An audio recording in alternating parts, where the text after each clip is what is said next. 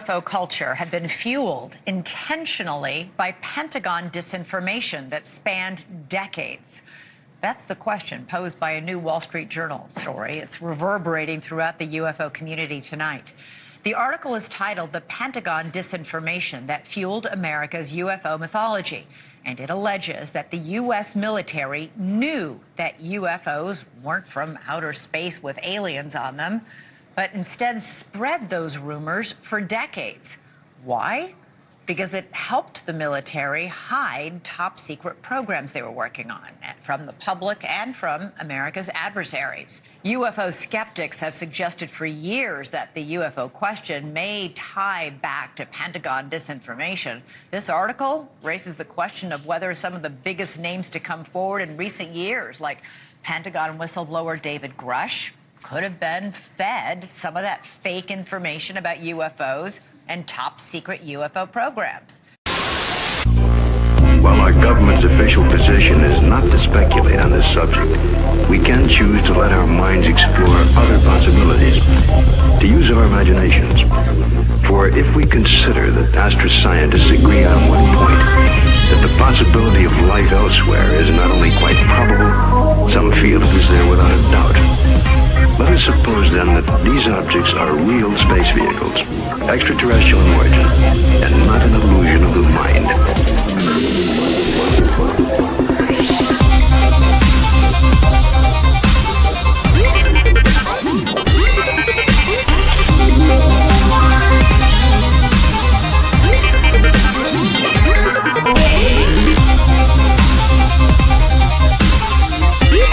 There's nothing to hide. There's nothing to hide at all.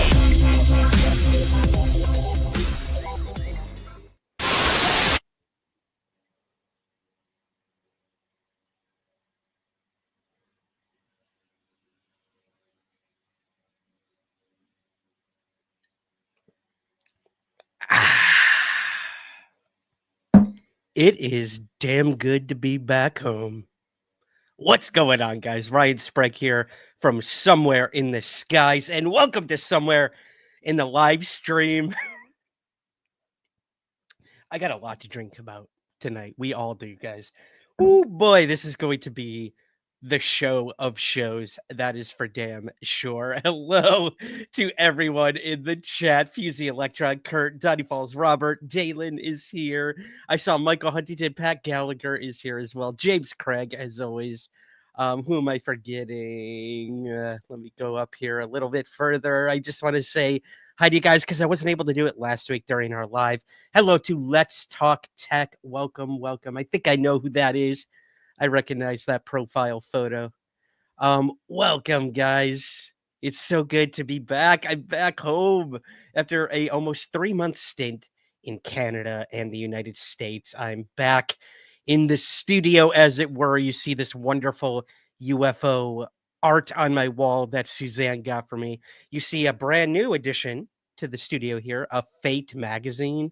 I brought that from home. Same with, how do I point on here? There we go. They knew too much about flying saucers. I collected a lot while I was back home. That's for sure. Brought it to Scotland, to the SIT studio. But that's not why we're here.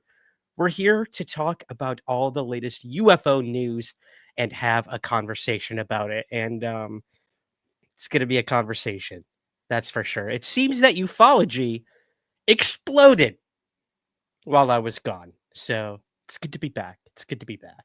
But it's not going anywhere. People are saying ufology is dead. These articles are the nail in the coffin. Are they? We're going to talk all about that tonight with you guys. But before we do that, I do want to send out a special shout out to all of our Patreon subscribers, YouTube members, Apple Premium subscribers. Thank you guys truly for your support. You help the show continue. And if you would like to help the show continue, that goes for the podcast and the live streams. Super chat and super stickers will be open all night tonight for your questions, your comments. And I have a feeling you're going to have some comments about what we're talking about. So that's an easy, quick way to help out the show. Super chat, super stickers, open all night for you guys. If you can't help us monetarily, we completely understand. Times are tough. World is on fire. What else is new? If you could simply like this video, subscribe, share it with a friend who might find this stuff interesting. UFOs are bigger than ever, even when they're at their most controversial, which they are right now. I imagine a meter, from like boring to average to things are heating up to, I was gonna say nuclear, but now might not be the time to use that word. You know what I mean. We are boom, red hot, coming in hot. So yeah. Share the show. That's all I could ever ask of you guys. Ufology lives, Michael Huntington says. It always does, my friend. You and I know that best. We've been here for decades at this point. That's depressing.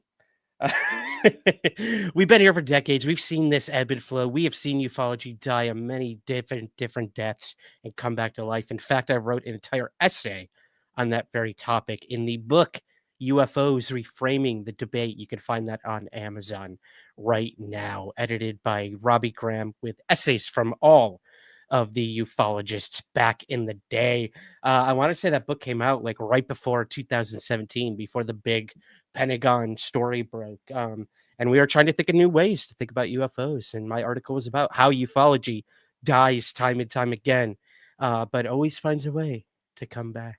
And it will. It will. We'll have that conversation tonight with our moderator, Suzanne. She will be joining us later in the show. So be on the lookout for that. I know you guys love when she comes in here. But we have so many other stories to talk about. Some good, some bad, some in between. So let's not waste any more time. Let's get to our first story for tonight. That is not it. That's Jeremy Corbell. Here we go. There we go. There's our trusty slideshow. Spoiler alert. Jeremy Corbell will be seen several times tonight, guys. Again, some of you will like that, some of you will not.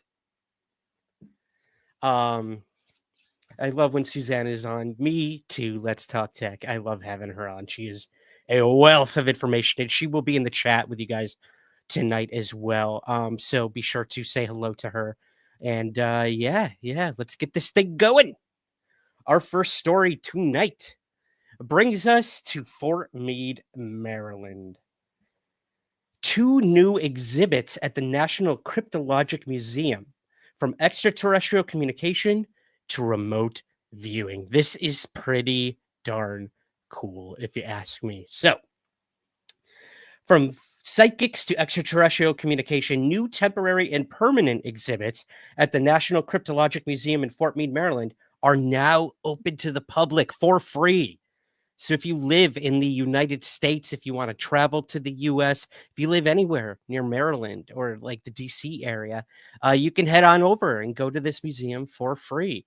Put on by the National Security Agency. So just be ready to go in for free, but leave with all of your data and information gone. This is pretty cool, though. These new temporary exhibits include one called Mind Over Matter, and this concerns Project Stargate. So we've talked about this on the live stream in the past. We've had an episode with Lance Mungia about his film Third Eye Spies, all about the government's remote viewing program, Russia's program. We had Annie Jacobson on the show as well, really early on, talking all about the Psy Wars between the US and Germany and Russia and all of that stuff. Well, it's real. And it's now in the National Security Agency Cryptologic Museum, an exhibit all about what the United States government did when it comes to remote viewing. Little background on that. This was used by the U.S. government during the Cold War. Many of the psychic spies were at Fort Meade, and they were tasked with collecting intelligence, locating enemy agents, and determining American vulnerabilities by using remote viewing. Remote viewing is mentally viewing a distant location they have never visited to gather insights on a person, site, or specific information. As outrageous as it sounds, the secret program was very successful and was on until 1995. I can't believe it went that long. That is pretty cool. That's pretty cool. A standout in the remote viewing field, Agent 001 of Project Stargate, Joe McMoneagle, has been involved in over 200 intelligence missions utilizing his new unique set of skills. His distinct collection of drawings as a result of his remote viewing missions were used to assist in combat and are a part of the current exhibit. So you can actually see a bunch of his sketches. You can see, I believe they have some archival footage of some of the remote viewing sessions, bruh. They have some of those as well, so you can check those out too. But the one that really caught my eye, guys, was the second temporary exhibit at this museum, and that is called What the What? And this has to do with the search for extraterrestrial intelligence. Yes, SETI. SETI is also making its debut at the National Cryptologic Museum.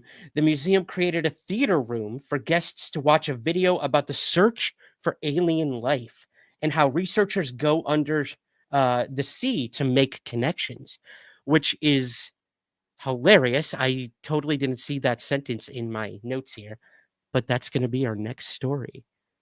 The search for alien life in the sea. What? We'll get there. Using anti-cryptography methods, a cryptographic message that is easy to decipher, the scientists detail their use of radio signals in their search for intelligent life in the universe. You can also see a circuit board that digitized cosmic signals and so much more in the quest to communicate with alien life. So there you go, guys. Head on over to Fort Meade if you can. Make sure you have the proper identification. I tried to get on a military installation in Hawaii recently, and it was a nightmare. So just make sure you got a passport, an ID, and a backup ID as well. That was a funny story. I told it on the live stream what happened to me when I tried to get into, I think it was Schofield military installation in Hawaii, and they like sat me down in this room and they were looking up, my whatever. I don't know what they were doing. They had their backs, the computer was there and I couldn't see what they were looking at, but they were like looking at my records and stuff. And the guy just goes, interesting. And then that was it. I don't know what he meant by that. I don't know if it has to do with UFOs.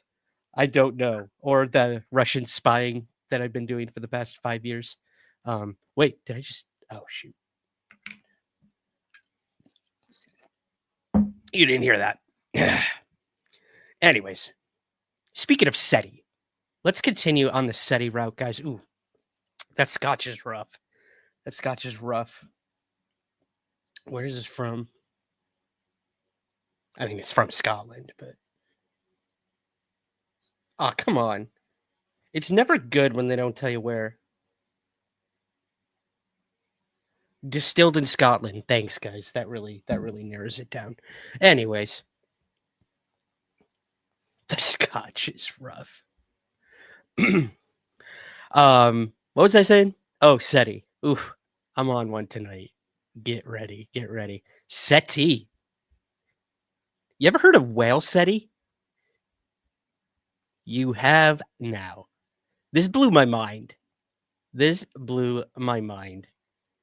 No, we do not have whales in space, but we do have whales that could possibly lead us to a new way of communicating with extraterrestrial intelligence. God, I love science. This article came out recently over at the debrief from our good buddy, the one and only Micah Hanks. SETI researchers report potential discovery of, quote, communication by non-human intelligence in Earth's oceans. Man.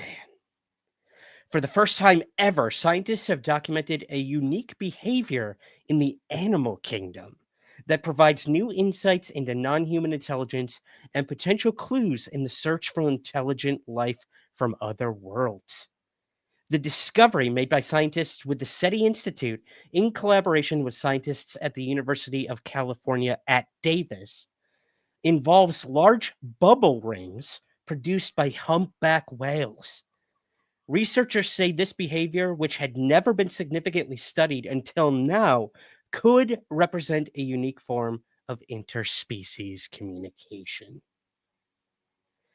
This is so cool, guys. We'll break a little bit more into this after this quick video. This is a woman named Christina Ortiz. She is a writer and producer with Earth Sky, a website that covers all things Earth related. And she talked about this story and kind of what these bubbles are all about, how whales use them to communicate, and how we could potentially use a theory like these bubbles to possibly communicate with alien life. So let's give this a go. Hi, I'm Christina Ortiz. Did you know humpback whales can produce spectacular bubble rings underwater? They produce rings for multiple reasons, including trapping prey and competing for females. And in June 2025, the SETI Institute and the University of California, Davis, said humpback whales also use bubble rings when interacting with humans. Here are some of the many rings they documented. In fact, the researchers documented for the first time how humpback whales approach humans in a friendly manner to play and socialize by using these rings. This next video is an example from Hawaii. He's blowing bubbles! He's here! There's his eyes right there. Humpback whales are intelligent and social animals with complex communication systems. Besides bubble rings, humpback whales can communicate through calls, jumps, fin slaps, and eye gestures.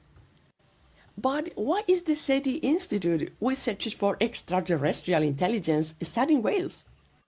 It's because the researchers want to gain insight into non-human intelligence and communication systems. The goal is to develop filters that help analyze cosmic signals for signs of extraterrestrial life. So, humpback whales are trying to engage in some form of communication with humans, which might be something intelligent alien life is trying to do too.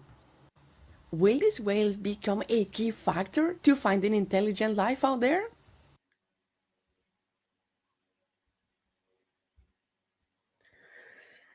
I think so. I think that is so freaking cool. First of all, I've never seen those rings, like a video of it, so that was pretty cool. But yeah, man, I love this comment by Highly Ginger over on Twitch. Hello to our Twitch watchers. Guys, I'm so sorry. I sometimes forget that we're going out over on Twitch. So hello to you guys. I promise I will start acknowledging you more. Acknowledge Twitch. And hello to our Twitter watchers as well. It's good to have you all here with us. Archaic YouTubers, I guess. You guys are the Gen X of the group, where we are the boomers, as it were. I'm not a boomer. I'm a Gen Xer, I think. I'm like right on the cusp of Gen X and millennial. I whatever that means. I don't know. Twitch, folks, we see you, Suzanne says. I'm not drunk. Let's continue with this story because that was an awesome video, but we do have a bit more information about this. More broadly, the whale SETI team's research aims to unravel the intricacies of humpback whale communication as a unique avenue to contribute valuable data towards the determination of Drake's equation factor, Fi, a key factor in the famous equation that deals with the fraction of planets with life of which intelligent life emerges. In the past, whale SETI has incorporated studies of acoustic analysis of whale vocalizations, observations of associated behavior, and other factors to unravel the mysteries of interspecies communication. But Dr. Lawrence Doyle, a SETI Institute scientist who co-authored a new paper detailing these findings, said that the current technological limitations have led SETI researchers to operate on the presumption that intelligent aliens, if they exist, will likely be interested in contacting other forms of intelligence and may potentially attempt to do so with us, humans. This important assumption is certainly supported by the independent evolution of curious behavior in humpback whales. So, I mean, the fact that whales are not only communicating with one another in different ways, whether it's acoustically, sonar, things like that, they're now creating these ring forms underwater on the surface and attempting to communicate with humans. How long will it be until we can finally understand their language and begin to communicate with these deeply, deeply intelligent creatures? What will they say after years and years, centuries of interacting with them? Sometimes in good ways, many times in bad ways. Whaling is a big problem. What will they finally say to us? You know? And then take that a step further. What if these rings, these bubble rings, what if that could be done cosmically? What if that could be done out in the galaxies in some intelligent form of life could try to be communicating with us this way? So cool. I find it just stunningly beautiful that a creature so ancient to our planet could be the key to communicating with life on another planet. It's just like full circle, a ring, if you will. Ah, I love it. I absolutely love it. Highly Ginger says, I wonder what their feelings are on the pollution by humans. Exactly. If they could finally talk to us, what would they say? What would the whales say to us, guys? I want to know in the chat. What would be the first thing you would want a whale to know? Answer those questions for me. I'm curious. Hello to everyone else just joining us. Richard, hello, hello, hello. I saw a few other people. Trudy is here. She loves whales. I do too. I do too. Gen X is here. Nope. Gen X is not here. That was something Dalen said. I'm scrolling too fast. I thought someone here was named Gen X. Yeah, this is just so cool. So cool. Let's keep with the cool stuff for now before we get all controversial, right? Our next story brings us to Albany, New York, which is not too far from where I grew up, actually, in central New York, Syracuse. In fact, I was in Albany somewhat recently with my good buddy Andrew Sanford, who you guys know. He's been on the show a few times here. He is my brilliant co-host on Somewhere in the Ring, my professional wrestling podcast, which will be returning next week. We missed our first week last week, and it was all because this guy was somewhere in the skies. I was flying home. Had to make a pit stop in Germany. That was fun. Interesting people, you Germans. Do we have any Germans joining us? I was at Frankfurt. It was scary. People in Germany scare me. Just gonna say it. They're just very blunt and seem to lack emotions sometimes. Dalen says you didn't visit. I was there, Dalen, for like 5 hours. That was about it. But I got a cool magnet. I'll show it to you next week. It's like one of those cuckoo clocks. I'm not scary. You are not scary, Dalen. You are not scary. I know that for a fact. Anyways, back to Albany. How did we go from Albany, New York to Frankfurt, Germany? I'm so sorry, guys. University of Albany professors. Let's get our slide here. U of Albany professors are studying UFOs, and they have found an unidentified anomaly. This is pretty cool. So 2 professors at the University of Albany are hoping to make a major scientific breakthrough studying unidentified anomalous phenomena, or UAPs.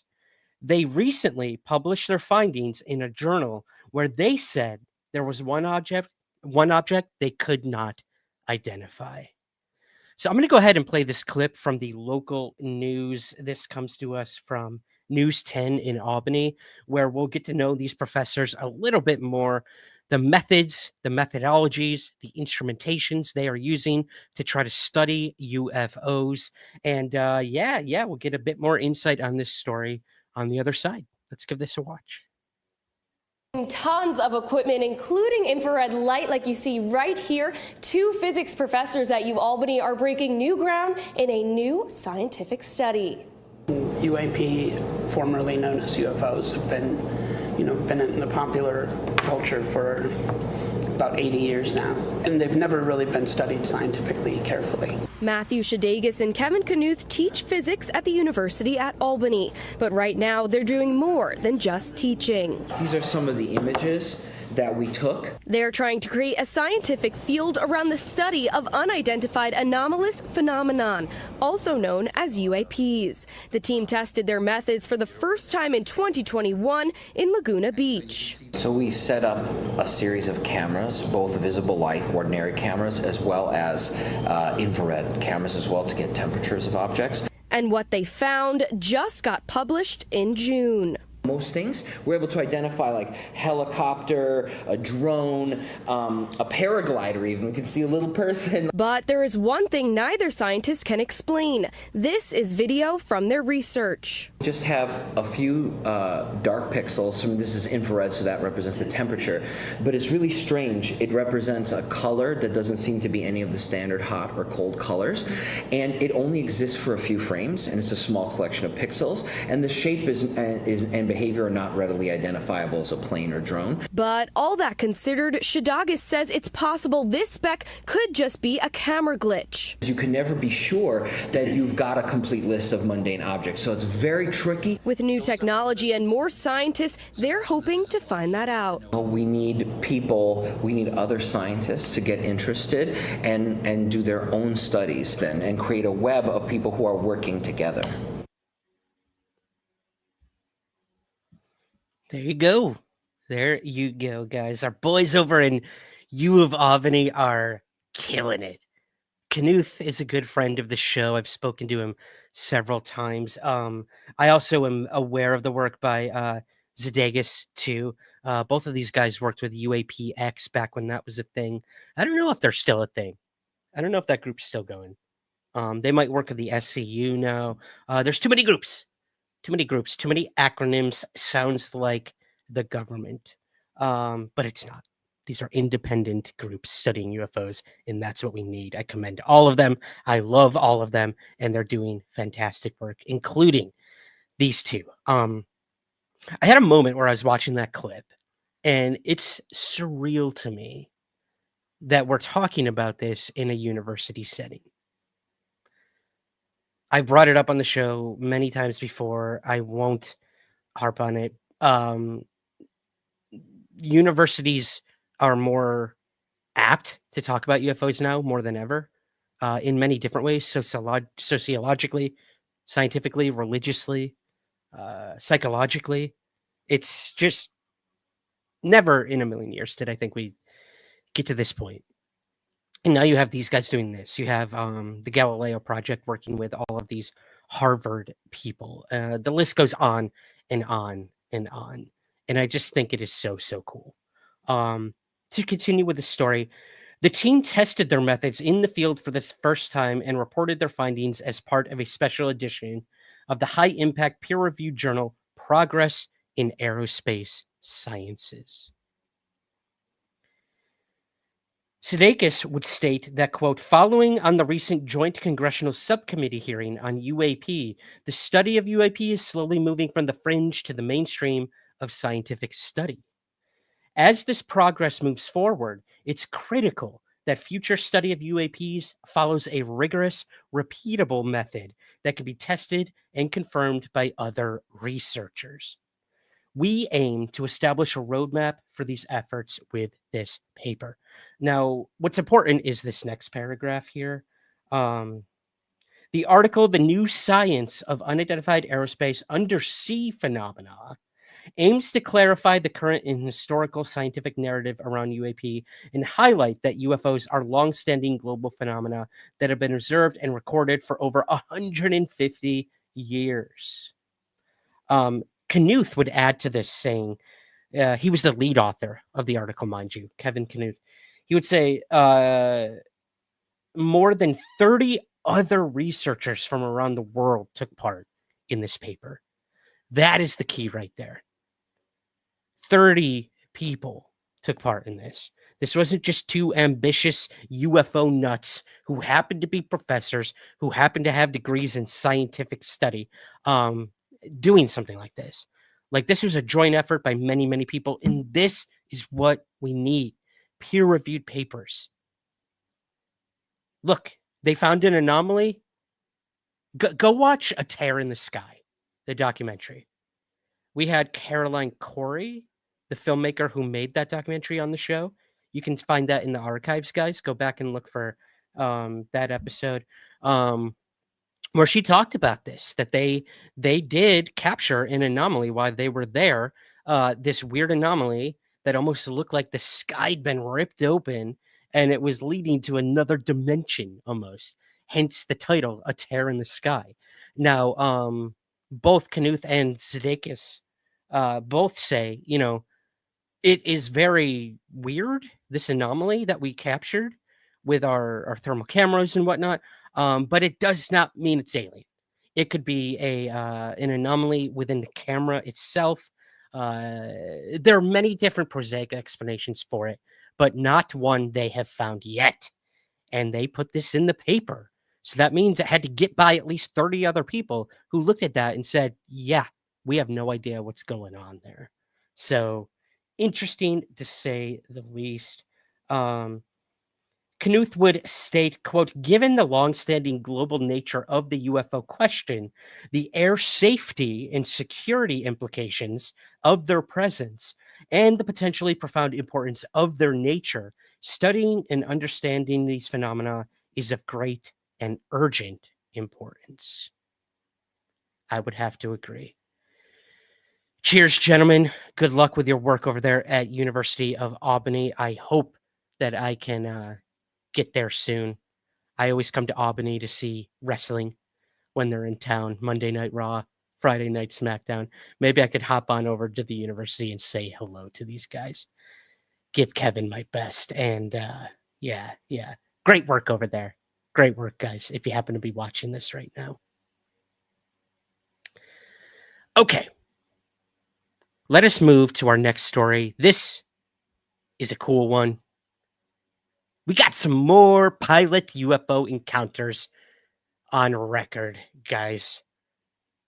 So somewhat recently, United States Air Force Major Ryan Bodenheimer came forward to tell two very interesting close encounters with UFOs that he had while in the air. Oh boy. These are interesting. So, Bodenheimer, who served with the elite Thunderbirds and flew countless combat missions, recently recounted two UFO encounters he had on his YouTube channel. His first sighting, he recounted, was that of a, quote, lightning-fast triangle. A triangle, guys. While training with the Thunderbirds near, dun dun dun, Area 51. On this day, the mysterious jet-like object flew past Bodenheimer's F-16 as his squadron was coming in for a landing. He remembered it being massively fast, and it passed him like an interceptor maneuver, which he thought maybe could have been a way of having fun with him. The object then disappeared out of sight. But that's not the story I want to share with you guys. His second story is much more interesting to me personally. And this happened during a training mission in southern Wyoming. And it was a little scary because this object was, if you're watching this, a perfect rectangle. And it came very, very close to actually colliding with Bodenheimer's plane. So we're going to go ahead and hear his story. It's a little long, but I think you guys are really going to like it. Let's hear from Ryan over on his YouTube channel about this UFO. And man, it is one. It is a story. I'm just checking here to make sure I have the video. It seems that I may have forgotten to upload it. So let me go ahead and find that for you guys here very quickly. Here we go. All right, let's hear from Ryan. 30,000 feet I was cruising at probably about 400 knots. It was daytime. The sky was clear, and I'm scanning the horizon, just standard procedure. You know, you got everything else doped. The jet's looking good. Scan outside, looking for other aircraft, looking for weather, things like that. And then just out of nowhere, off the left-hand side, down the wing line, it was a bright object just caught my attention. And I thought it might be really far off in the distance, but I could tell that it was getting bigger as it was coming towards me. So that means it's really close. And it wasn't moving on the windscreen really much at all. And that's actually something that we train for a lot as a fighter pilot or any type of jet pilot, is if something's not moving on your canopy, it means you're on a collision course with it. So immediately I thought I was on a collision course with something. And I kind of had this moment where I'm like, we're up at 30,000 feet. There shouldn't be anything else up here. What is happening? So a moment of like my eyes just kind of getting wider. I put my hand on the control stick. I'm about to turn off the autopilot. And then I realized we weren't going to hit it. And all of a sudden it came more into view, and it was a rectangle shape. This was like a essentially perfect rectangle shape. Maybe I would assume probably like 30 to 50 feet high. It was bright white along the outside edges. And it was like the outside edges were glowing. And then on the inside, it kind of got a little bit lighter colored, and it went all the way down to like a cream and then a clear center. So cream in the middle and then clear center. I know it sounds like I'm talking about like a delicious pastry, but literally this was the wildest experience I think I've ever had, because immediately I thought it might be a weather balloon. So I'm looking for a tether. There's no tether at all. And so then I'm thinking, you know, am I imagining this? But it starts to get closer and closer off of our left-hand side. And it didn't do a breakneck speed thing. It didn't just fly past. It kind of went like a slower motion, which makes me think it was going the same direction as us and not being like a opposite direction, which would make it, give it that breakneck line of sight where it just flies behind you. It definitely wasn't a plane. It wasn't a drone. There was no wings on this thing. There was no exhaust at all. And again, there was no tether, so it wasn't a balloon. And the edges, it was like they were so bright, they were pulsing. And I don't know if that's just an effect that my eyes had to kind of deal with how bright it was on the outside, but it came close enough where I could really see all the details of it. So bright white around the outside, kind of like a pulse. It's so bright. Transitioned to more of a cream color, so it wasn't as bright, kind of in the inner, I would call it like the middle of it, the outer of the middle. And then in the center, it was like clear, like I could almost see like just kind of clear sky through like a little hole, like air was passing through that hole. But again, we're at 30,000 feet, we're at 400 knots. And I don't know, it's like this thing's hanging with us, we don't get the breakneck speed past it. So it was obviously going really quick.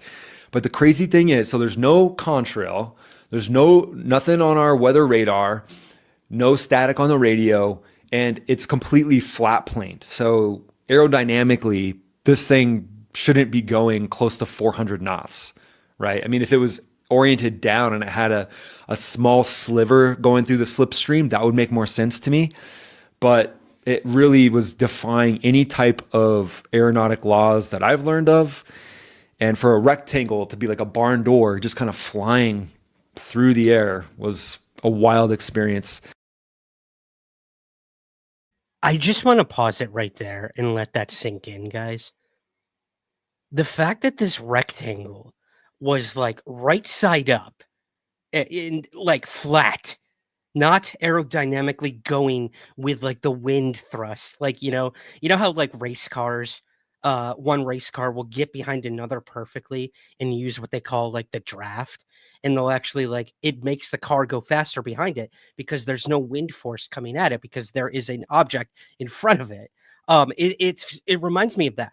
Like the fact that this object was keeping pace with an F-16 plane with it and going like this. It was not flat and going aerodynamically. It was like, that's just crazy. And the fact that it had a hole in the middle of it, like, was that what was the air was passing through to make it be able to do that? I don't know. I just found it absolutely incredible. Let's continue with the video. So it zooms off of our left wing. So my training kicks in. The whole time I'm like dialed in on this thing, looking to see if it's moving towards us or if we're on a collision course. It wasn't. So we fly past it, check all the sensors of the aircraft. Nothing was off. Everything looked good. Didn't distort any of our electronics, nothing like that. And then since we're talking to air traffic control, I had to give a call to air traffic control. So I'll try to recreate what that call was. It sounded something like this. So I think we were close to Denver. We were actually southern Wyoming. So let's just say I was talking to Denver Center. Denver Center, I need to report something that I just saw. And they're like, okay, go ahead. A little bit like weirdness. They're like, what's this pilot smoking, basically? And I said, I just saw an object. It looked to be about 50 feet tall. It's a rectangle. I've never seen anything like this before. It was at our altitude at 30,000 feet. And I think you need to be aware of this in case any other jets pass through this sector of your airspace. And there was just like dead silence where the controller's like, I really don't know what to say. And then they asked, to their credit, they were like, can you describe it more? Like, what color was it? So that's when I started saying, the edges were bright white, cream in the middle, clear in the very middle. And other aircraft that were around us acknowledged, said they'd look for it.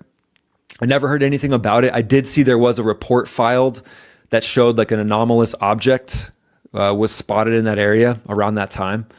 I bet if there's like ATC comm back on that day, it'd be hilarious. Someone probably heard it if someone was kind of scanning the ATC radios. But yeah, this again, it was, to me, it was almost like just like a special experience, I guess. Very odd to see something like that. Never thought I'd seen anything like that before. And there's supposedly been somewhere around 800 UAP reports just since 2021. A lot of them unexplained. So science says it could be advanced tech, human or not. Going against aerodynamics to me definitely blows my mind. Anti-gravity, something that cloaks radar. I didn't see anything on the radar, especially in the fighter jets situation, but I was also in formation, so not necessarily staring at my radar. But I think it's just important for pilots to have these discussions, and I think it's healthy to raise these questions and share stories. So, for me, if you're not revealing anything about national security, you're not, revealing anything about classified information, then sharing these encounters is actually really cool. That is so cool. One of the best stories, pilot encounters I've heard in a really long time, to be completely honest. This almost outdoes some of the New York Times ones for me personally. Tic Tac will always be like the most dramatic. I think the chase is what really gets people's attention with the Tic Tac. Also the extreme, acceleration from surface of the water to the cap point, blah, blah, blah. But this one is just like, it's up there. It's up there. But, and I know there's people in the chat thinking it, for now, it's just a story. But a good one, nonetheless. I mean, this guy flew with the Thunderbirds, the most elite, aerobatic pilots out there. And the fact that, like, this dude's coming forward and saying, I had 2 close encounters up there, and we couldn't explain what it was. That means something. It does. It does. He reported it. Very important. He didn't just, shrug it off and move on, as many Air Force pilots probably have done in the past. He did what is now protocol for Air Force pilots. I don't know if it was back when this happened. When did he say it happened? I missed that. Anyways, do I have it here? Nope. But still, the point being, like, they're getting reported now. And I love how he said, like, the tapes might be out there. They might be out there of him reporting this. And they were like, we have no idea what it is. It's interesting. He also mentioned that there was possibly a report of another anomalous object in that area at that time. Let's find that pilot. Let's find whoever witnessed that. Let's correlate and triangulate these stories and see if we can find out more about it. But for now, we have these two incredible stories by Ryan Bodenheimer. You could check him out on YouTube. Just type in Ryan Bodenheimer. I'm sure his channel will show up. I forget what it's called. Oh, I'm so bad. I'm a bad YouTuber, not giving proper credit. But thank you, Ryan. I hope it's okay that we shared this story with our audience. I have reached out to Ryan. Hopefully get him on the show, have a little Ryan duo conversation. We'll see. We'll see if he answers me. If you guys want, you could find him on Twitter, Instagram, tag somewhere in the skies. Let's get this guy on the show. Let's find out more about what's happening in our skies with USAF Major Ryan Bodenheimer. Also, his first encounter happened near Area 51. Go figure. Thank you, Suzanne. Suzanne has a link to his YouTube channel right in the chat for you guys, so be sure to check that out for sure. Cool. We are sticking, guys, with the military and UFOs, but not yet. I know you want us to get to the highly controversial Wall Street Journal articles, the fallout from that, the reactions from the UFO celebrities out there, and everything in between. We will get there. We have one more story to share with you guys that broke this past week, and that came to us, of course, from the one and only Jeremy Corbell, Jeremy Four Names Corbell, and Big Georgie Napster. They released a brand new video that came to us from the military, and the title of this is Flying Disc, caught on camera by U.S. military in a newly released video. Investigative journalists Jeremy Corbell and George Knapp recently released a new military-captured UFO video. It was recorded by government personnel over the Afghanistan-Pakistan border in November of 2020. I lost my place here. Hold on. Here we go. It was captured during a reconnaissance mission by a high-altitude Air Force platform, which I'm sure we are not allowed to know what that platform was, because usually that's what's classified, the platform, and not the UFO itself or the video. The video, shot in thermal, appears to show a massive disc-shaped object weaving in and out of cloud cover.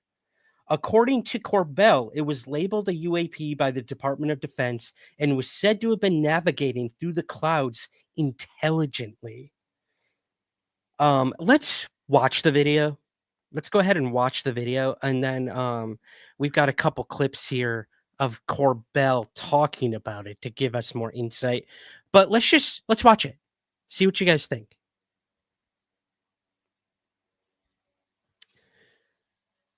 So there is no audio. But let's see what happens here. If it decides to play. Oh, the video's being bad. I'm going to have to upload it manually, guys. Give me 1 sec. And I will get that for you here. Here we go.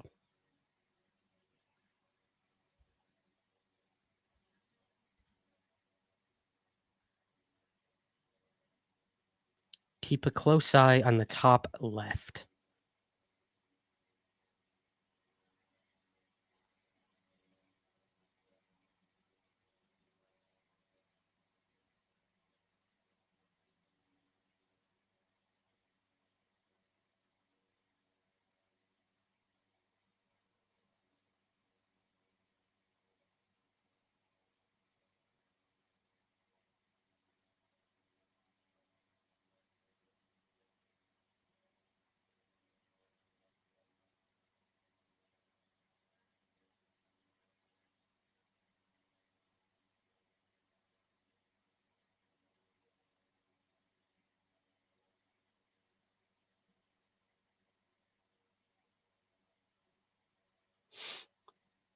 Hmm.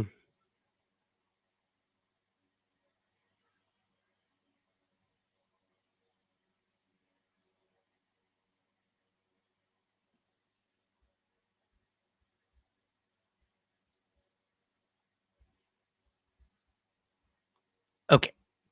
So there's a lot to discuss with this.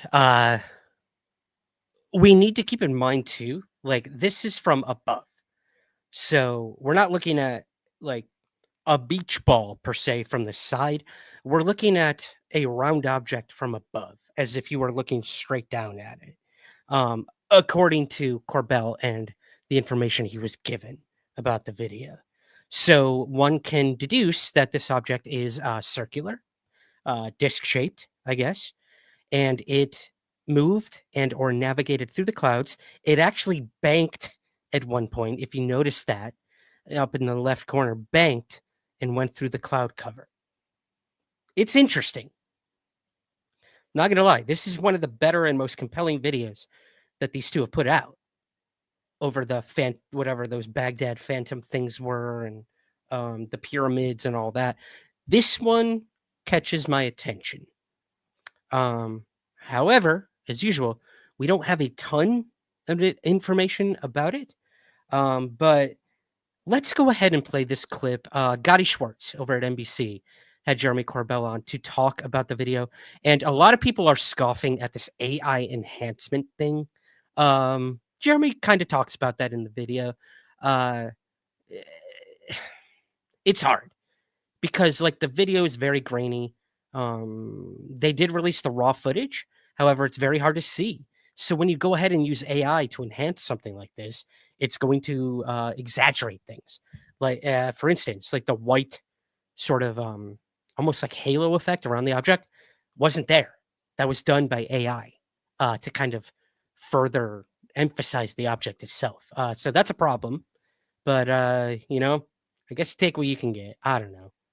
I don't want to get started on AI. Been talking about it all week for other reasons. But let's go ahead and watch this video, and we'll talk about it on the other side. Let's see if it plays. I might have to re-upload it.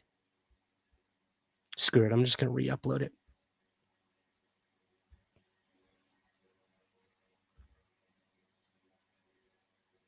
Oh, it's telling me I can't. I got to delete some videos first. What can I get rid of? What babies am I sacrificing? There we go. Okay. Here's Gotti Schwartz at NBC and Jeremy Corbell.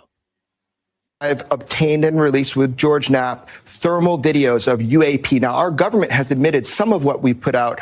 They've admitted they're UAP. I'll tell you this. I'm not saying it. That was in the original footage. It says UAP navigating through clouds. They called it a disc. I'm not even calling it a disc. But what you're seeing is first shape. I have never seen in all UFO history, when it comes out of military, an actual circular form. It was amazing to me. The second is the movement. When you see it make an abrupt turn from your left to your right when you're watching it. And the third thing that really was astonishing to me, this is in thermal. There is no heat signature of traditional propulsion. It is a perfect looking disc. Maybe it's an orb. I don't know. But I do know this. Our Air Force passively captured it. Then they said that this is a UAP. It is still designated a UAP. So when George and I obtain and release these, it's so the public can see. We're hoping to do a little bit of the job that we're not seeing with folks from AARO. Now, it does say AI enhanced. It looks like there's some artifacting around it. What is the actual video, and what is possible artifacts from trying to boost the contracts and see what's going on here? So we did an analysis of the video, but what I did was make sure to put out the original things that George and Knapp and I obtained. So you see it clearly says video 1, video 2, video 3. Our own government, because they've been studying this in the intelligence community since 2020, they did a sort of rudimentary, I would say, kind of highlighting or enhancement of it. And that's why you see like a white ring around it. It's 2020 enhancement. This is like pre-ChatGPT, pre-AI revolution here. So what we did was we went in there just so people could see it better. We make it very clear, AI enhanced, because it changes the shape. It's a perfect sphere or a perfect circle, depending on angle of observation when you watch it. So what we did was heighten contrast, and we also made sure that you could see as it goes into the clouds. We punched in. So the military videos are the ones that are black and white. The ones that we tried to enhance so people could just see a little bit better of shape and movement is kind of more blue. And it's circular, and this is looking down at Earth, so you're looking at the clouds. Like, is there a chance that this is just a balloon? Right. So if you look at the movement and you look at wind, and this is why we put it out to the detectives online, but our military doesn't think so. Our military called it a disc. Our intelligence community has been at this since 2020. Now, look, when assets like this get out to journalists like me and George, we're not experts at this, but we know and can report that our military calls this UAP, like every piece of footage we've put out. It's fascinating, man. And I think this rides on a much bigger and more important topic, which is that there are whistleblowers, and there are 3 who have confirmed to me, firsthand whistleblowers, that they will testify under oath publicly at Congress. Congress needs to respond to this video. It is time for them to respond to this, because I have people that are willing to testify at the next congressional hearing on UAP. All right. So, will we get another congressional UFO hearing? Do you want another congressional UFO hearing? The last one did not go too well. Okay, so a lot to break down with this. A lot of people in the chat are saying, like, the AI enhancement does nothing but muddy it. I get it. I totally get it. Yeah, it alters it. I mean, Corbell even said in the clip, like, the AI changed the shape. But what was the original shape? I don't get what he meant by that. Put Stratton in the chair, Fusey Electron says. I hope you mean the congressional chair. We're not electrocuting this guy, are we? What did he do? Lukatsky, yeah. It'd be cool to get those guys, those cats up there. Get them talking about orbs in their houses and werewolves smoking cigarettes in the woods of Skinwalker Ranch. I kid because I love. And I love because I kid. It was a glare. I've seen the original. Michael Huntington says. I don't know what that means. The original video? You getting videos from whistleblowers, Michael? What are you talking about? Dino Beavers, Dalen says. Yep, we'll get there.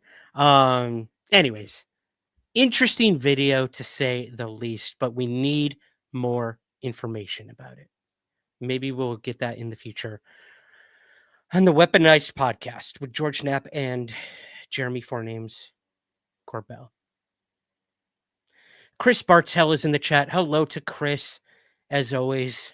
Friend of the show, guest of the show. Really good to see you here. Thank you for your service, as always, Chris. This entire conversation stems from James Lukatsky, 1 hour visit to SWR. Cheers, buddy. I will say no more, but a lot of things are coming to a head right now, guys. And that has to do with the Wall Street Journal. Now, Jeremy Corbell said in this clip, I'm not the one telling you this was a disc. The military is telling you this was a disc.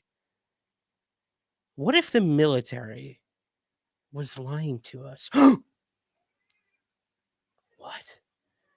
The government is lying to us about UFOs. Oh my God, revelation.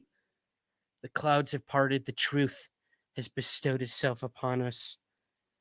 The government is lying to us about UFOs. Ufology is dead. Game over. The end. Thanks for joining us. I will not see you next week. We are done. We've solved the mystery. It's all a fake. It's all been a lie, guys. All of it. All of you that have seen UFOs, you didn't. Or if you did, the government made that UFO. We have a lot to talk about after the commercial break. I was trying so hard to make a suspenseful cliffhanger for you guys. But yes, we're going to come back and talk all about the Wall Street Journal articles that just came out. The second part dropped late last night. So I've got some information about it that we will talk about with Suzanne. We'll talk all about the first part of the article, the fallout, the reactions from the UFO community, And we're going to watch some pretty interesting clips from Stephen Greenstreet over at the New York Post, because he interviewed one of the former deputy directors of AARO about the controversial things brought up in the Wall Street Journal, that all of this pre 2017 has all been a joke and has all been a lie and is nothing but human technology. This will be interesting. I will see you guys after the break, and we will return soon with Somewhere in the live stream. Stay tuned. A dispatch that quoted President Truman's press secretary, Charles Ross, as saying that President Truman has no knowledge of any secret project by this government that would give substance to the existence of such objects. Ross also said that both the Air Force and the Navy deny that such objects. Greetings, everyone. Ryan Sprague here, host of Somewhere in the Skies. For over 7 years and more than 400 episodes, the Somewhere in the Skies podcast has always been free to listen to, but it's not free to create. So we offer several ways to help support our efforts and get rewards in return. If you listen to the podcast on Apple, you can click the subscribe button at the top of your Somewhere in the Skies feed to become a premium Apple subscriber. Or you can join our Patreon campaign with several tiers available. Both of these options give you the same benefits and rewards: ad-free episodes, early access to the main show, and bonus episodes and content. Help keep the lights on at the Somewhere in the Skies HQ, and help us continue to grow by becoming a Patreon subscriber at patreon.com/somewhereskies, or by clicking the subscribe button at the top of your Apple feed. Thank you for your continued support, and keep looking up.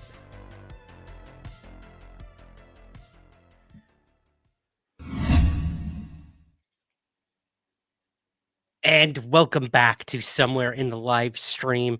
And what a show it's been so far, guys, right? A lot has happened in the UFO field in the past few days, past few months. And before we go any further, thank you. Thank you for sticking with us here at Somewhere in the live stream. I know my schedule has been super wonky. I had a job. I don't just UFO. For anyone who thinks that any of us just UFO, that is not the truth. That is not a fact at all. Many of us in the UFO field have jobs as well. I bartended for 12 plus years. I was a barista. I've done every job you could possibly think of. And meanwhile, I was a UFO researcher and doing the podcast and everything in between. So yeah. For anyone who thinks that this is all that I do or some of these other UFO podcasters or researchers do, you are sorely mistaken. So yeah, I was in Canada for 3 months on assignment. I was ghost hunting, if you would consider that a job. I do, because I was getting paid to be on a television show. Again, some people might be like, that's not a job. It is. I work 12-hour days till 4 a.m. Tell me that's not a job. I dare you. I dare you. Yeah. But all that to say, I wasn't able to do the live streams as much as I had hoped. My schedule was just really wonky, and yeah, I got possessed by a demon at one. No, I'm kidding. That didn't happen, or did it? Stay tuned for Haunted. So thank you again. We have almost 1,000 people watching tonight, which is so cool. And thanks for your patience. I will try to do these as often as possible. My schedule is pretty wide open. I've got some travel in the near future across Europe. But other than that, we hope to do this every week. So I will try my best. And yeah, I know you guys really look forward to it. I do as well. And Suzanne and I love putting this thing together. Like, again, a lot of people don't know, but like all week, we're putting this thing together. It doesn't just, fall into our lap and we go live. Like, a lot of prep goes into this. Pages and pages of notes. In fact, I'm going to post a page of a photo of Suzanne on our social media of her highlighted and tabbed notes that she had, not just for tonight, but for everything we do. And yeah, we're always bouncing ideas off of each other. Like, should we cover this? What should we talk about? What's most important? How should we structure this? A lot of pre-production goes into this thing, even though it's just a live stream and you should just go with the flow. I'm not like that, and neither is Suzanne. We're not improvers. That's for damn sure. But we try. But yes, all of this to say, thank you. Thank you for sticking with us. Thank you for being here tonight. And let's get into it. I will bring Suzanne in just a moment. I'm going to start this story and then I'll bring her in. And then we've got 4 clips that I want to show you that are pretty controversial that come to us from the New York Post via Stephen Greenstreet. I can see and hear the pitchforks and the torches in the background, but a lot of information came from that interview. And yeah, I think it's important to highlight all sides of this highly controversial story. So let's get to it. In the past couple of weeks, 2 articles now have come out from the Wall Street Journal, and they basically are trying to take down ufology, or give us the truth we've been seeking all along. So what did we learn from these articles, guys? Let's go with part 1. I'm going to read a little bit here. According to an investigation by Joel Schechtman and Aruna Viswantha of the Wall Street Journal, backed by the recently retired head of AARO, Sean Kirkpatrick, the Pentagon spent years sowing discord and doubt among the American populace by making people think we've been visited by extraterrestrials, when in reality, it was all fictionalized by the Pentagon to distract the public from what was really going on. Top secret projects developing human-made technologies. Whew, boy. According to Sean Kirkpatrick, he says that he launched an internal investigation and found that the U.S. government has fed us strange tales of UFO sightings to throw people off the scent of classified weapons programs. According to the report, even military brass got fooled by some of these distractions. For decades, new commanders of top secret Air Force programs were shown photos of a supposed alien spacecraft and were told that their mission was to reverse engineer the technology. The program, dubbed, quote, Yankee Blue, was not real. The photo was a fake, and many officers didn't find that out until way later, if ever. Okay. A lot to unpack in just that.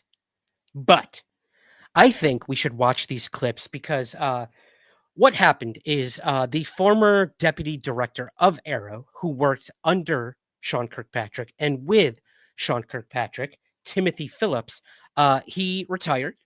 He no longer works with AARO. He has recently gone on several podcasts to talk about his time with AARO, what he's discovered, what he learned. He was on That UFO podcast recently with our good buddy, Andy McGrillen. He was also on Mick West's podcast as well, talking about a lot of different things, how they came to conclusions on certain cases, videos, photos. Very good contrasting interviews. I would highly suggest watching and or listening to both of them to get different perspectives on Mr. Phillips' work.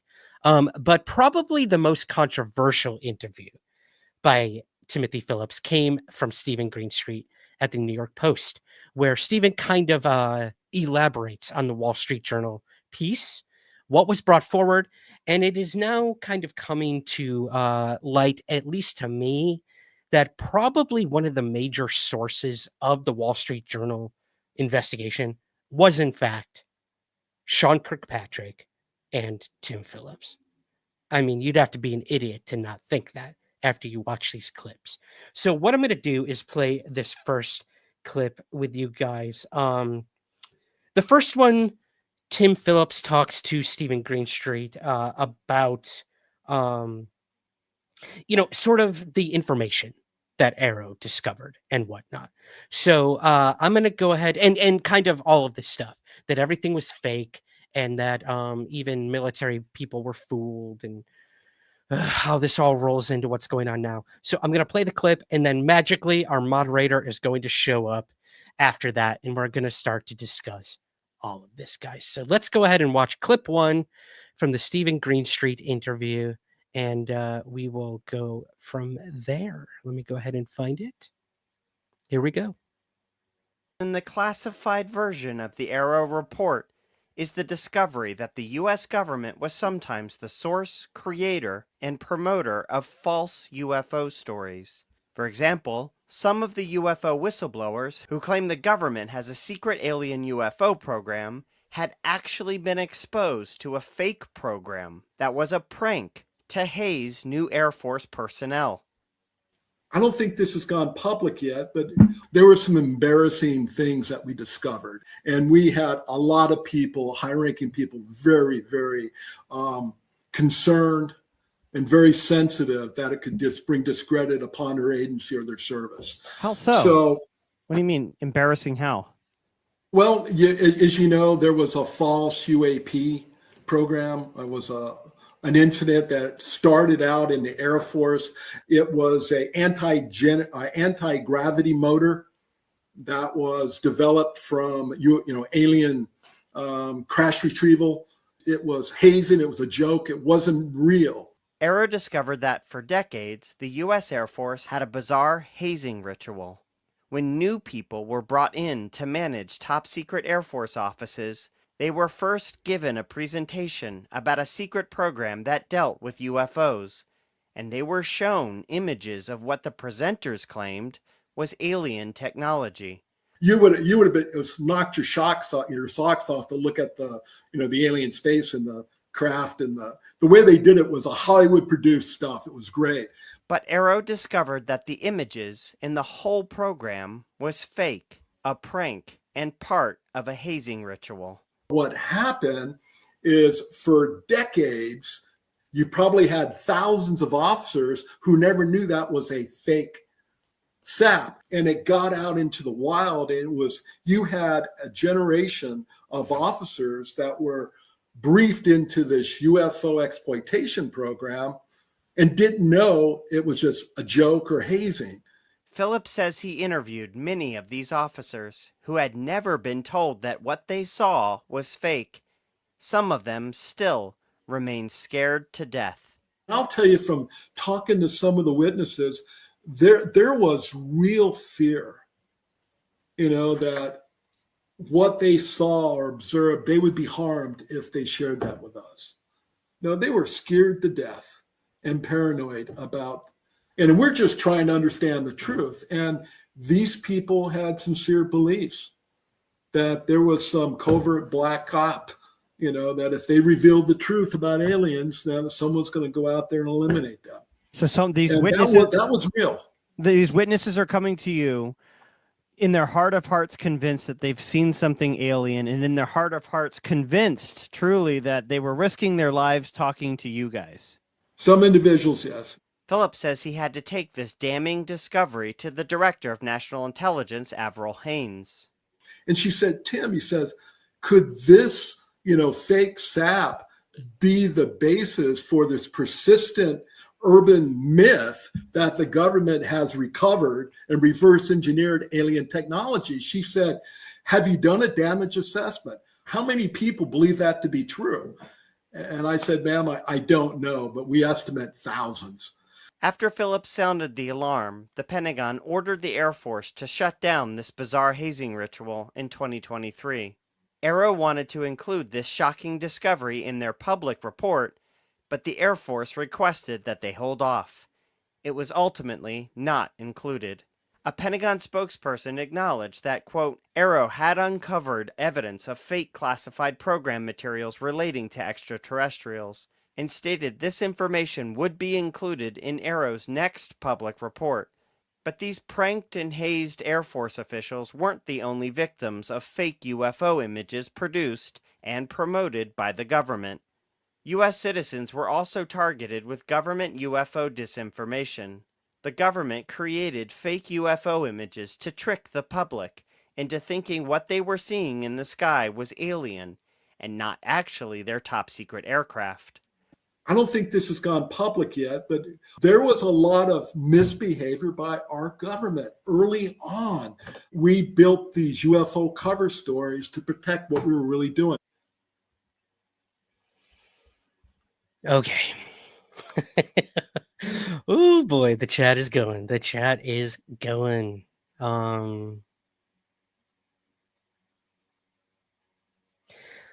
Do you guys remember when the first AARO report came out and people were angry because the United States Air Force was like the only branch of the military and basically the only group that AARO went to that was completely silent and refused to give any information about what was going on? Could this have been one of the reasons why? That they were so unbelievably, got their hand caught in the cookie jar situation? That they had been hazing people? That they had been pranking people? That they'd been faking UFO photos, videos? Telling all these new recruits or people in the intelligence agencies, yeah, yo, dude, we've got the craft. Big Bobby Lazar is telling the truth. 9 of them, sports models, reverse engineering, deep black op. You talk about this, you are dead. I don't know. Here's the problem. And I want to talk about this with Suzanne. This is one man talking about this. For now. Tim Phillips. So we just have his word on this. None of us have seen the classified briefing by AARO where this information is allegedly documented. Names are named. Names are named. Yeah, that makes sense, I guess. But yeah. Oh, there's so much we could talk about. So much. Let's bring her in. We have more clips to show. The next clip, I do want to sort of preface it so Suzanne knows what's coming up after. They talk about some of these programs and things they did. And again, this isn't AARO that's doing all of this.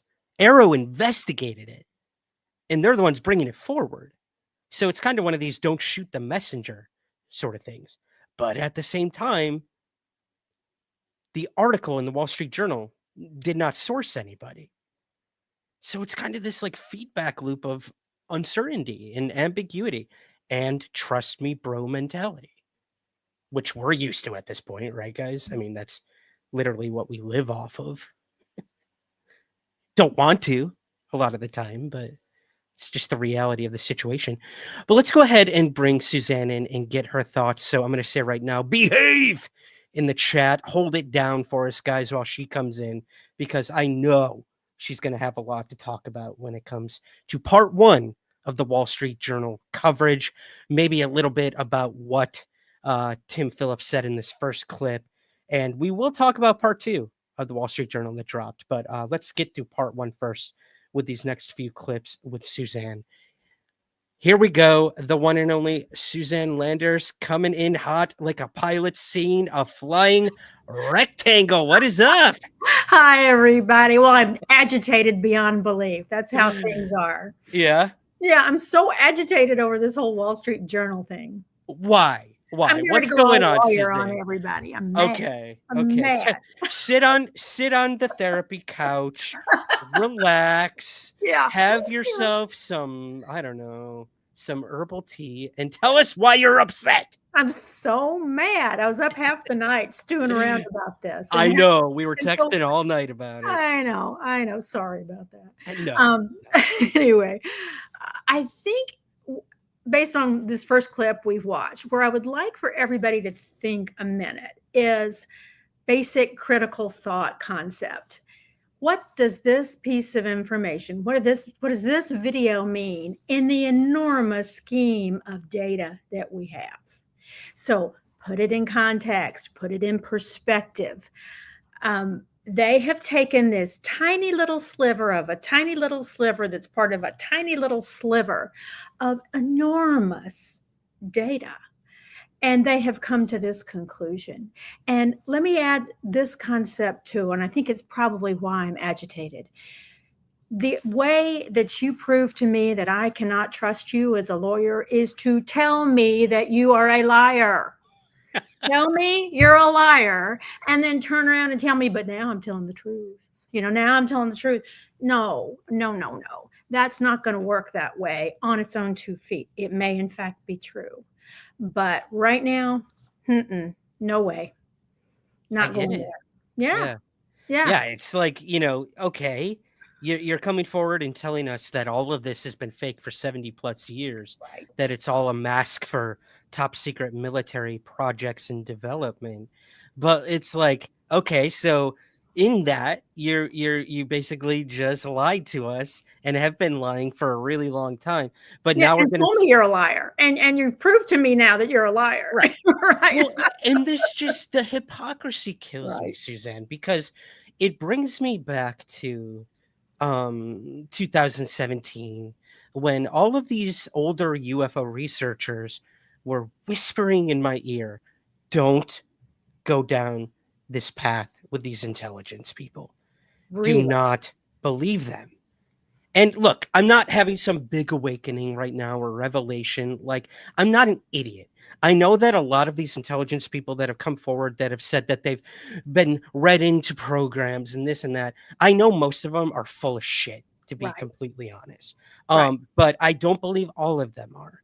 I do not. I just simply do not. And that comes from no, inside baseball information. That comes from no documentation that I've seen that no one else has. It comes from a gut feeling. And some people might not put any, stock into that. That's fine. But there are people like Matthew Roberts, I believe, Immaculate Constellation, where that dude is terrified for his life. Clearly. And Tim Phillips even said that in that first clip, that these people, and I'm not saying Matthew Roberts was pranked, but let's say this is true. Let's say that Immaculate Constellation was part of an elaborate scheme to kind of make some of these people think that this has to do with aliens or stuff like that. That does not take away from the fact that this man now carries that burden on his shoulders of this information that he still believes and is terrified for his life. That will cause drastic psychological issues for that individual. The same with David Grush. All of as them. well. There's so many of them. Right. I think of Kevin Day. I worry about that fellow to this day. He almost ended his own life over this garbage. Love that guy. The consequences. And then the lawyer in me says, if you have based these guys' NDAs on falsehood, let's tear them up and go for it. Let's tear them up and give them a good, strong legal test. And I know just the group who can help with that. A fabulous group of military background lawyers and litigators that I am lucky enough to participate in, ready to talk about it. So I just think they've closed one door, tried to, and opened bigger, scarier doors from a legal perspective. Bingo. And our good friend Ryan Graves is actually going to talk about that point you made later when we get some reactions to the Wall Street Journal articles from individuals kind of in the UFO sphere, as it were. He brings that up of like, I don't think, what is the term? It's like, I don't think this means what you think it means. I don't think this is going to achieve what you think it's going to achieve. I'm right there with him. But yeah. We'll see. It'll be interesting in history to look back on this day and how we evaluate this move in 5 or 10 more years. Right. Exactly. Okay. So they kind of, this first clip, they break down what the Wall Street article was, and that this, let's get the main argument out there, that the United States Air Force particularly have been lying to the public, has been making stuff up, all in an effort to muddy the waters and distract people from what's really going on. They give an interesting example of this in this next clip. So I'm going to go ahead and play this, and we'll talk a little bit about it on the other side. Sound good? Good. Cool. All right, give me a sec, guys, to upload this. Here we go. AARO found that the military at Area 51 created UFO images that were then leaked to UFO believers in the public for the purpose of muddying the waters and concealing non-alien top-secret aircraft at Area 51. I was present in the skiff when we had a retired Air Force flag officer who worked out at Area 51, was asked by Force Protection to provide a portfolio of photos of traditional alien UFOs operating, being filmed at Area 51, and he delivered them to one of the UFO bars outside the gate out on the east side. Because tourists were often going to Area 51 to look for UFOs, the U.S. Air Force planted fake alien spaceship photos at various tourist locations outside the base. They wanted people to think what they saw above Area 51 was alien and not the real top-secret project that was being tested. We actually did that. Many years ago, our government did that. Okay, so that's an example right there. I find it interesting. How do I get this blank screen off? There we go. I find that interesting because I've been to that little alien. I've seen yes, I remember you sent me the photos. Yep. So like you go in there and it's just the walls are covered with up. photos. It's so cool. Like talk about a UFO mecca. I wish I could go back there. Maybe someday. But it you is do creepy, see though. It is creepy. Yeah, 10 miles out, your GPS and your cell service goes dead. Your maps and your car dashboards go totally blank, no data at all. They know you're coming. I know. I think you sent me the photos, and you were like, "If you don't hear from me in the next hour, come get me." Yeah, you know where I am. The little alien. Look up. I might say, look up. Yeah. They have a really good flying saucer hamburger there. Oh, that's what I had. It was so good. I still think about that hamburger. Me too. Memories. But that plays in to all of this. Sure. Now, we are pursuers of truth. We are clearly interested in the UFO topic. Anyone who goes to Area 51 or the little alien clearly has a want to believe in this stuff. Right. That there are aliens, that the government is covering it up, that some of it's out there at Area 51. And now, under this investigation by AARO, we're learning that, that they're liars. They're liars, and they were planting this stuff there. Yeah. Like this just opens all of the floodgates. So was that like part of the whole thing with Lazar? Like, was he a useful idiot? Was he in on it? Exactly. Was it real? Opens all those questions, doesn't it? Oh, man. Yeah. But then, what a stupid concept. And stupid is a word we just don't use in my family, but I'm using it today. What a stupid concept. We're going to fly these secret things we have all over the planet and everybody can see them. And then we're going to make up this really stupid story about what it actually is not. And then we're going to put it on the wall at the little alien and that takes care of that. What?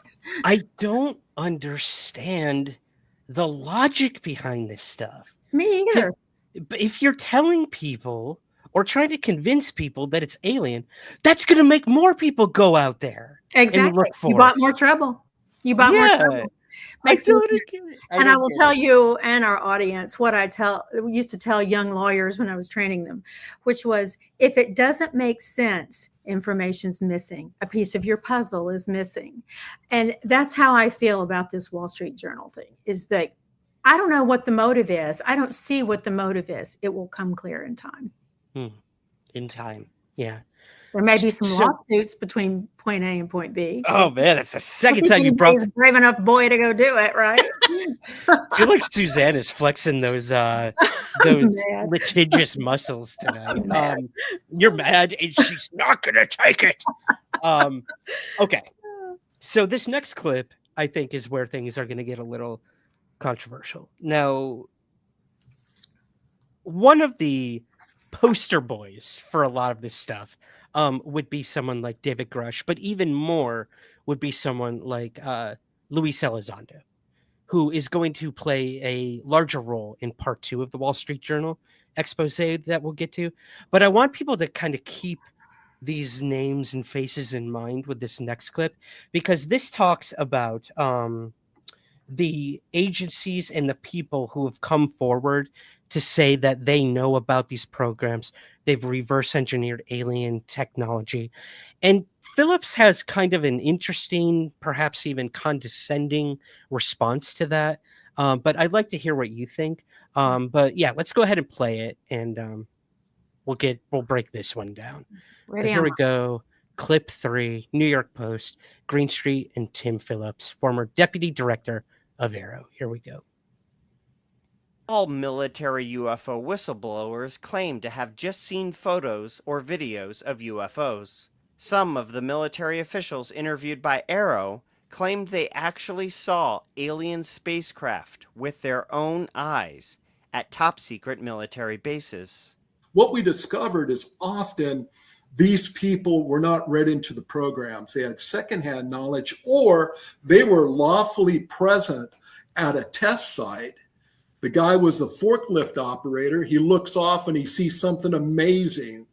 And based off their education, their life experience and their personal beliefs, you see that amazing demonstration of a new technology. And depending on your background, you could make the assumption that it wasn't invented by humans. Phillips says the descriptions of alien craft from multiple military witnesses ended up matching top-secret human-made aircraft being tested by the military. Their descriptions were amazing. They were right on. And then when we would go back to the historical archive or get the test director and look at the video or read the report, it was amazing. And I understand why they would leap to those conclusions. But those technologies and amazing capabilities were designed by Americans and built, manufactured, and flown by Americans. Phillips says he was able to go to Area 51 and witness these top-secret aircraft himself after concerns that the secret of their existence had leaked to the public. We thought there was a compromise of what our national security programs, a 6th-generation aircraft. And this very, very senior senator says, look, I want you to research this. This really concerns me. And he had asked me if I had been out to Nevada, to the Nevada test site. So we went through, I got read into the Air Force SAPs dealing with new advanced spacecraft and aircraft, went out there, and some of these things we have, if a guy off the street got out there and saw these things fly or touched one in a hangar, my God, they look like Klingon death ships. Absolutely amazing. And you're saying that sums up a lot of what these whistleblowers have actually seen, right? Exactly. Okay, So condescending. Put it in this perspective as a thought, as a way to think about it. Think, Ryan, of your own huge volume of witness accounts. How many witness accounts have you taken over the course of your career doing this? And even Tim Phillips, maybe in the next clip, says something like, well, an insignificant number, maybe 40% of these objects seen are still unexplained. Well, first of all, 40% is not statistically insignificant. That 40% is not insignificant. And it is a tiny, again, piece of an enormous puzzle that you hold hundreds and hundreds of pieces of all by yourself. And that's just me. And that's just you. Think of all the other researchers and people throughout the decades. Think of it this way. So they've told him they lied and that they're liars and that they're propagandists, but they're not lying to him. They're not using him in the propaganda. It may be true, but stupid's the only word I got. Well, And that's the problem with what's going on right now. We have no sourcing in the Wall Street Journal article. Right. We have this interview drop with Stephen Greenstreet, which is I do urge people to watch it. Because I think if this Absolutely. is true, it is groundbreaking. It is, and it it's won't be important not to stay in the echo chamber on our end. exactly. You need to hear, listen, and think critically about other positions, and this is one. And so even though I'm making a little fun, my lines of thought are important, right? In terms of how to go about thinking about this, and they should be doing the same thing. Right. That's what kind of irks me is the definitive nature of kind of what Tim Phillips is saying. Like the guy, the forklift operator, he doesn't know. He doesn't know. He probably thinks it's alien. Like that may be true to an extent, but it's like, come on, man. Like that forklift operator is probably the most intelligent forklift operator you could think of, who was contracted by Area 51. Like, come on. Well, and it's not like you have to hold some clearance to have one of these experiences, as we well know. You know, it's not an intelligence question. It's an experience question. Yeah. So it's just so dismissive and condescending. Yeah. I don't know. Like, okay, let's watch the last clip. Okay. Because like I have feelings. I know you do too. But okay, the last clip is Phillips stressing that not all of what AARO investigated led to fakes, lies, and disinformation. Which is what you literally just said. Like if a percentage is real, then that kind of negates this idea that all of it was faked and this, that. There were legitimate unknowns investigated by AARO. There probably are still up until today. I mean, that's not even an argument. There are. Kozlowski, is that his name? The new guy? Kozlowski. Mm-hmm. Yeah, he said as such. So, so yeah, let's go ahead and watch this last clip, break it down, and then we'll get to part 2 of the Wall Street Journal thing that just dropped last night. Okay, here is our last clip from the New York Post and Stephen Greenstreet. Percentage of those cases, probably less than 40, we don't know what it is. We can measure it. We know it's there. It shouldn't be there. And we want to know what it is. Well, and Tim, we're taking every step to understand that phenomenon. Well, Tim, maybe it's aliens. Well, again, until we have evidence, I'm not going to go there. There are, there's some phenomena out there that we just don't understand. Especially, have you heard of the fiery orbs? Oh, yeah. That when we start seeing like a corona or a discharge, a plasma discharge, and when we've had some of these really, really strange events, from the reports of the security personnel on site, these devices they're attempting to conceal themselves. In one case, when a truck from Main Side was coming out onto the range, this device stopped, hovered, went off the road, and turned its friggin' lights off. Now, to me, that tells me there's a human in the loop or on the loop. Because if it was an alien, they could care less. That's not what happened, okay? Now, there's some strange stuff going on there. Out of all the cases you saw and observed, what was the one that confused you the most and still confuses you, that you're just not sure what the heck? What was it that's something that struck you as particularly strange? The black triangles. Seriously? The black triangles, yeah. Black triangles are a common description of reported UFOs. Within the UFO community, there are many popular stories about spooky black triangles performing in paranormal ways. In fact, I myself saw a black triangle UFO in 2003, and it was pretty impressive. And obviously, the military has their own flying black triangles that, at one point, they tried to keep secret. But Phillips says the black triangles he saw concerned him. He thinks they could be high-tech aircraft being flown by a foreign adversary. There were some reports from credible people where they saw something and they saw a flying vehicle, triangular in shape.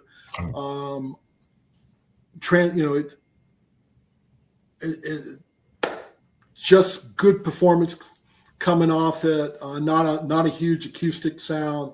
Not a lot of heat picking up. They can pick off their flares. I want to know what it is because I think it's an adversary, capability. I think it comes from this world, not aliens. And when we got reports of the black triangles, that's something that really pricks my ears, and I want to know more. With these black triangles, though, on your end, are you looking at them? Are you looking at photos, videos, or are you just reading a report?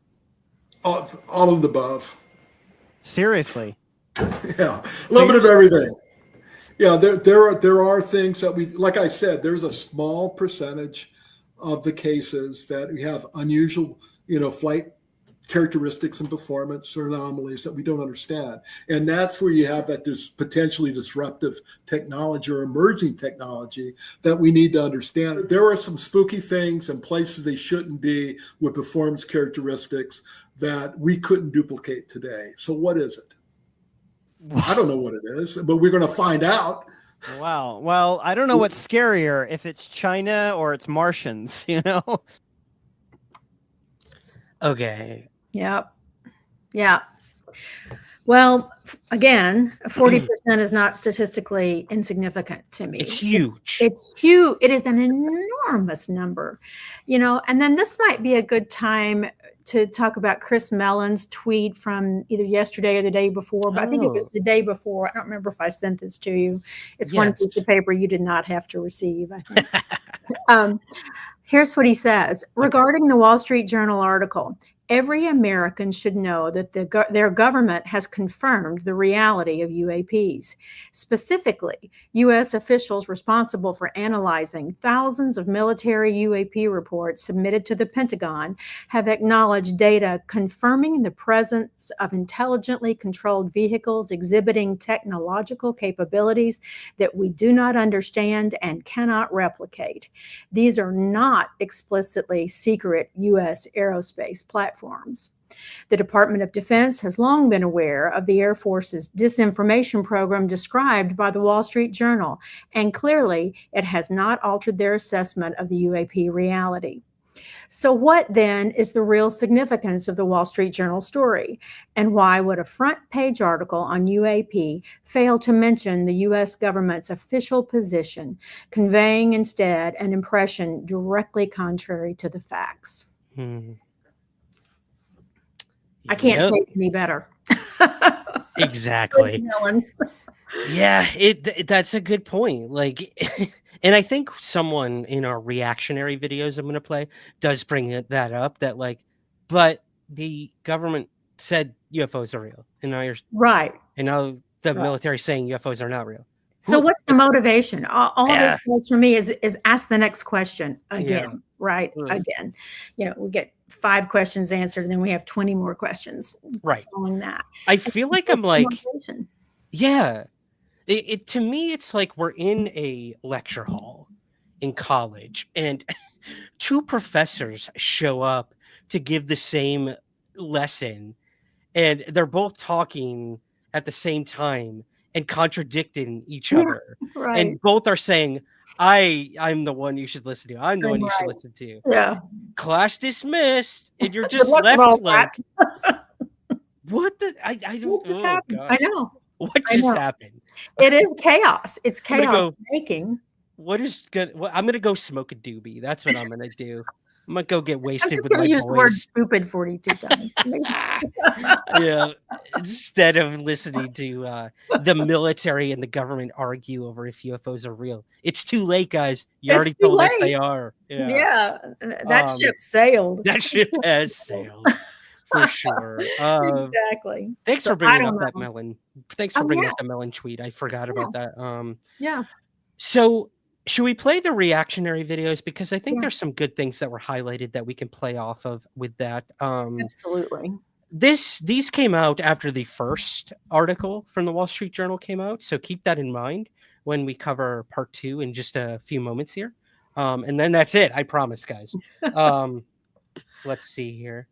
The first one is going to be we're going back to the Napster and the Jeremy Four Names, and they talk a little bit with Cuomo over at News Nation about the Wall Street Journal and sort of the contradictory nature of the article. And again, I need to stress this isn't about the authors of the article. Like, At all. it's not. Like, they were reporting, they did an investigation.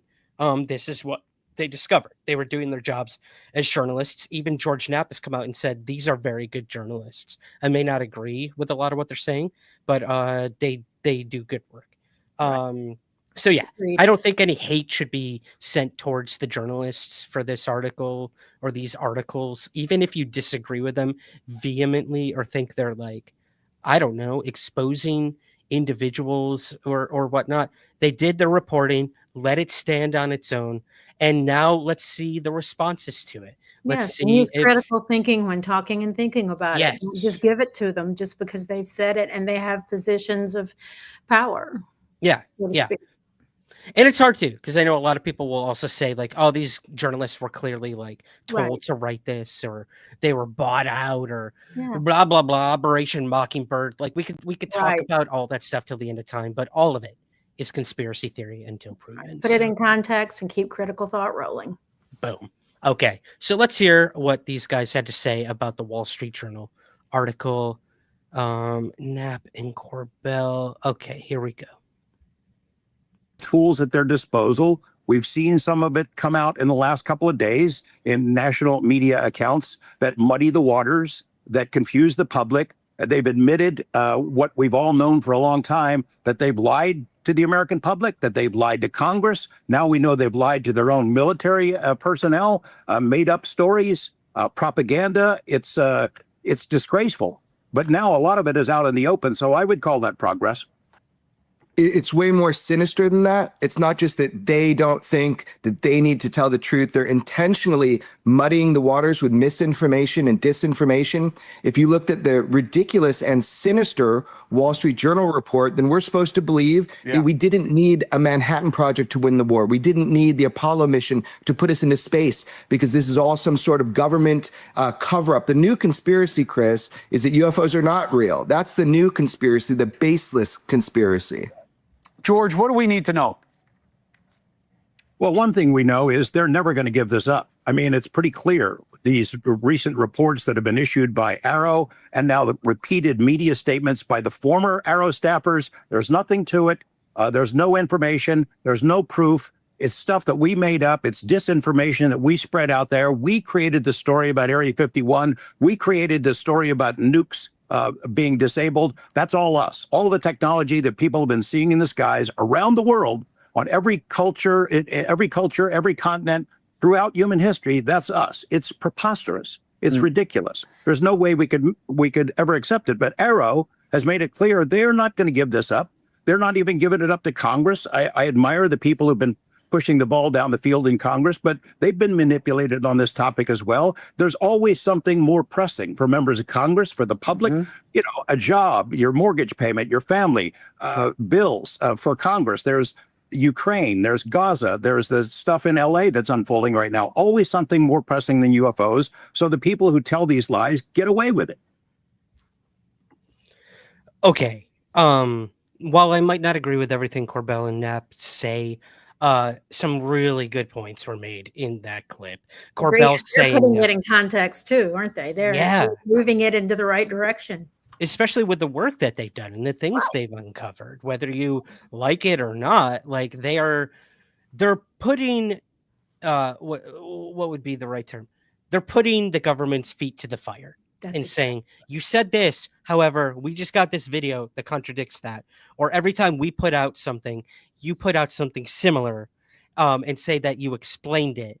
And it's just like this constant battle. It is. Whatever. Fight on, guys. Do Fight what on, men do carry best. on. Fight on. Carry Who was it, Ryan, who said, give up on getting the government to do technical disclosure? You're wasting your energy waiting for them to tell you the truth on this. You know your truth. Take the witness accounts, you know, follow the data, do that. And this is a perfect example of that concept.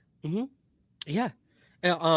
two other things that I really like. Knapp saying like the military is lying to their own officers. Like, then why the hell would we believe any of what they're saying? Oh, God. Exactly. And I hadn't seen that clip until just now. I don't know how I missed it, but I did. But I couldn't said it better myself. That's exactly what they're doing. You're just showing us that you are a liar on multiple levels, but now you're telling the truth, right?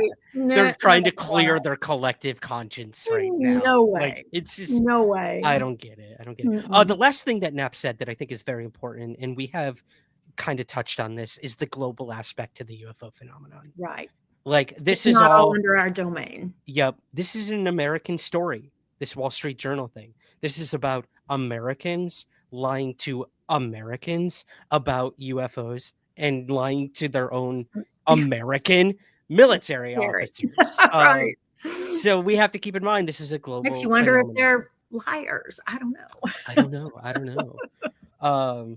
You know, all that to say, like, you brought up the word motivation a lot. Like, I understand that there are, what's the term? Shell, like a shell game or whatever, like something to mask something else. I understand that, like, yes, our adversaries, we misinform them all the time. And adversaries misinform us. We're going to talk about that in part 2 of the Wall Street Journal in just a minute. So like, I understand kind of the motivation, and I can buy a lot of what was said in these Wall Street Journal articles. What I can't buy is people coming out and saying, this is it. All of it. This explains everything. That's just it's almost as bad as the hardcore believers using no logic or critical thinking to then also say, you know, that this explains everything. The government faked everything. It was all a mask.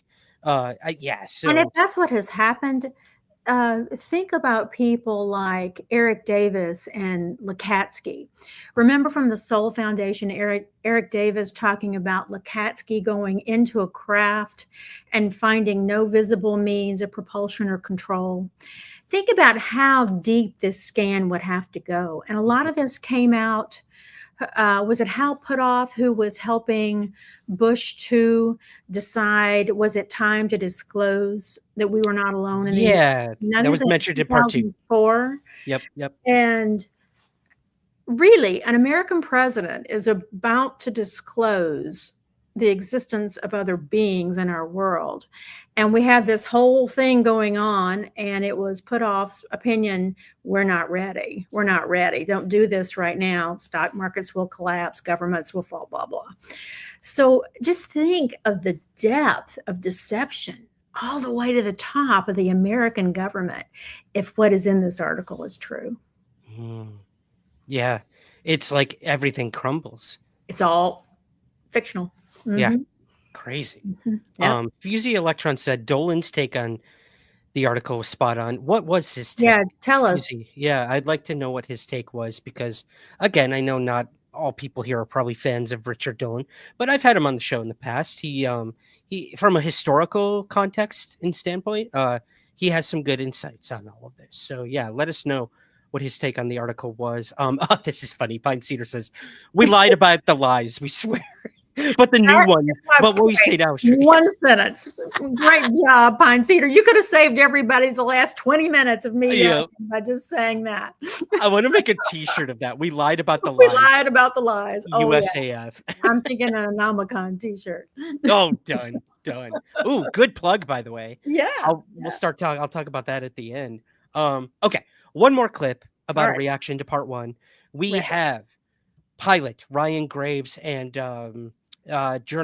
News Nation journalist Ross Coulthart reacting as well. So let's go ahead and play that. And then I swear, guys, we're getting towards the end here. You just have to talk about part 2 because there's some scandalous stuff in there for sure. Let's see here. Graves. Here we go. Ready. Was Ryan Graves. He's the first active duty pilot to come forward publicly about UFO sightings. He's also the founder of Americans for Safe Space. He's also joining me as Hold News on. Nation's special correspondent Ross Is it Coulthard, not who has playing for done you? a lot of The reporting video on is not this playing. subject. Ryan, Okay. Audio is I'll playing. start with you. You said on X this is a We'll try it again.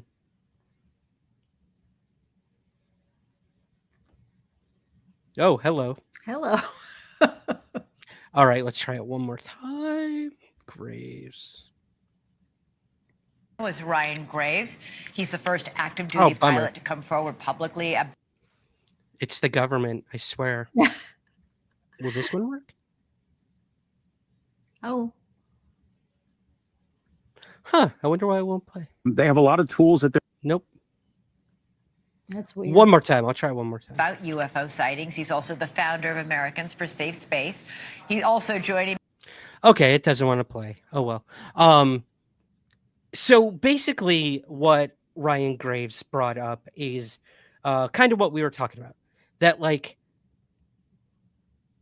this is not going to do. I think he even said like this is going to have a drastic like contradictory response that I think that the government wants. It's going to make people more interested in looking into the topic. It's going to show that the government, furthermore, cannot be trusted. Exactly. And it's good for me. Yeah. Yeah, and it's only going to put this topic into the forefront yet again, as it always does. So this is not the death of ufology; it's the phoenix rising from the ashes yet again. Keeping in mind that Ryan Graves is heavily dedicated to this topic with his group. So he does have stake in it. But I have to assume he also has experience in it, right? Absolutely. He has the same experience perspective that many of our experiencers have, or that our researchers have.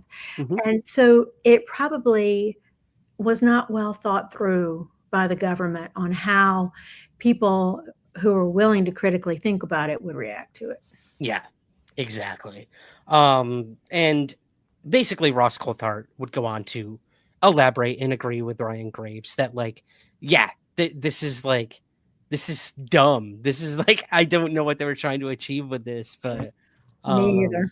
Bring it on, Yeah. basically, because we have a lot of information to the contrary. So, Exactly. that's what Ross brought up. Like he literally, I think, said like the individual accounts. I think he even said the witness accounts, and I was like, boom. Baby. It's like these need to be Exactly. These need to have a place, a voice in all of this. So, Right. yeah. Right. It's so nonsensical. You can't in one breath say 40% of the incidences are inexplicable and unreplicatable, and yet it's all false. I mean, Right. it's just nonsensical. So poorly thought through. I know. It really is. I'm gonna be mad a minute about it too. It's gonna take a minute for me to get over it. Uh-oh.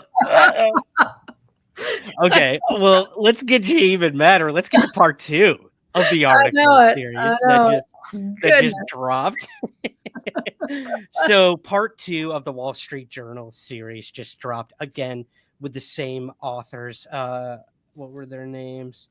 Joel Schechtman and Aruna Viswanathan, I believe. Yeah, Viswanathan. Yeah. Okay. These were some of the highlights that I extracted from part 2. I haven't had as much time to look at it, break it down, and focus on it, but these were some of the highlights. Me either. I'm showing you my notes. Oh my gosh. There they are, guys. Wait, hold on. I gotta go full screen on that, baby. Look at this, guys. Me either. This is her dedication to somewhere in the live stream. I know it's obsessive, but it just Cannot made thank me you. so mad that I had to get my brain on it half the night last night. Oh man. Also, you're getting so much love in the chat. Good. They're so sweet. Yeah. This is so Sweet. refreshing to have you here. Oh, I'm so glad. Okay. Part 2. So they talk a lot about the materials that were tested Remember the arts parts that Art Mhm. Bell brought and has been like Yes. handed over to many different agencies, people, the He gave it Army. to Tom DeLonge, and then Tom Tom DeLonge. DeLonge had it tested. And did Yeah. Eric Davis end up with it at some point, I think? Yeah, everyone's had their hands on this thing. That Everyone but you and me. arts parts have gotten around. Let's just say that they are. But yeah, that being said, in 2022, the Pentagon asked Lockheed Martin's secretive skunk works, which we should mention is Area 51, right. to analyze metal allegedly from the 1947 Roswell crash. The result? It turned out to be a human origin, likely World War II era aircraft material, and not extraterrestrial. So basically, the article is telling us we can put to rest that arts parts have anything to do with an extraterrestrial origin, and that's that. Yeah, Eric Davis begs to differ. He does. Mm-hmm. He does. We will get to him right now. You ready? I'm ready. I don't have much on his take on the material, so let's talk about that in just a moment. I want to talk about this because I found this fascinating.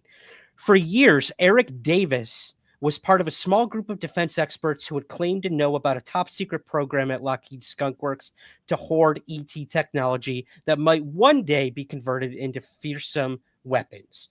Their claims gained credence in part because of the siloed nature of the U.S. national security establishment, which can make it almost impossible even for insiders to determine the truth of some of the country's most secretive programs.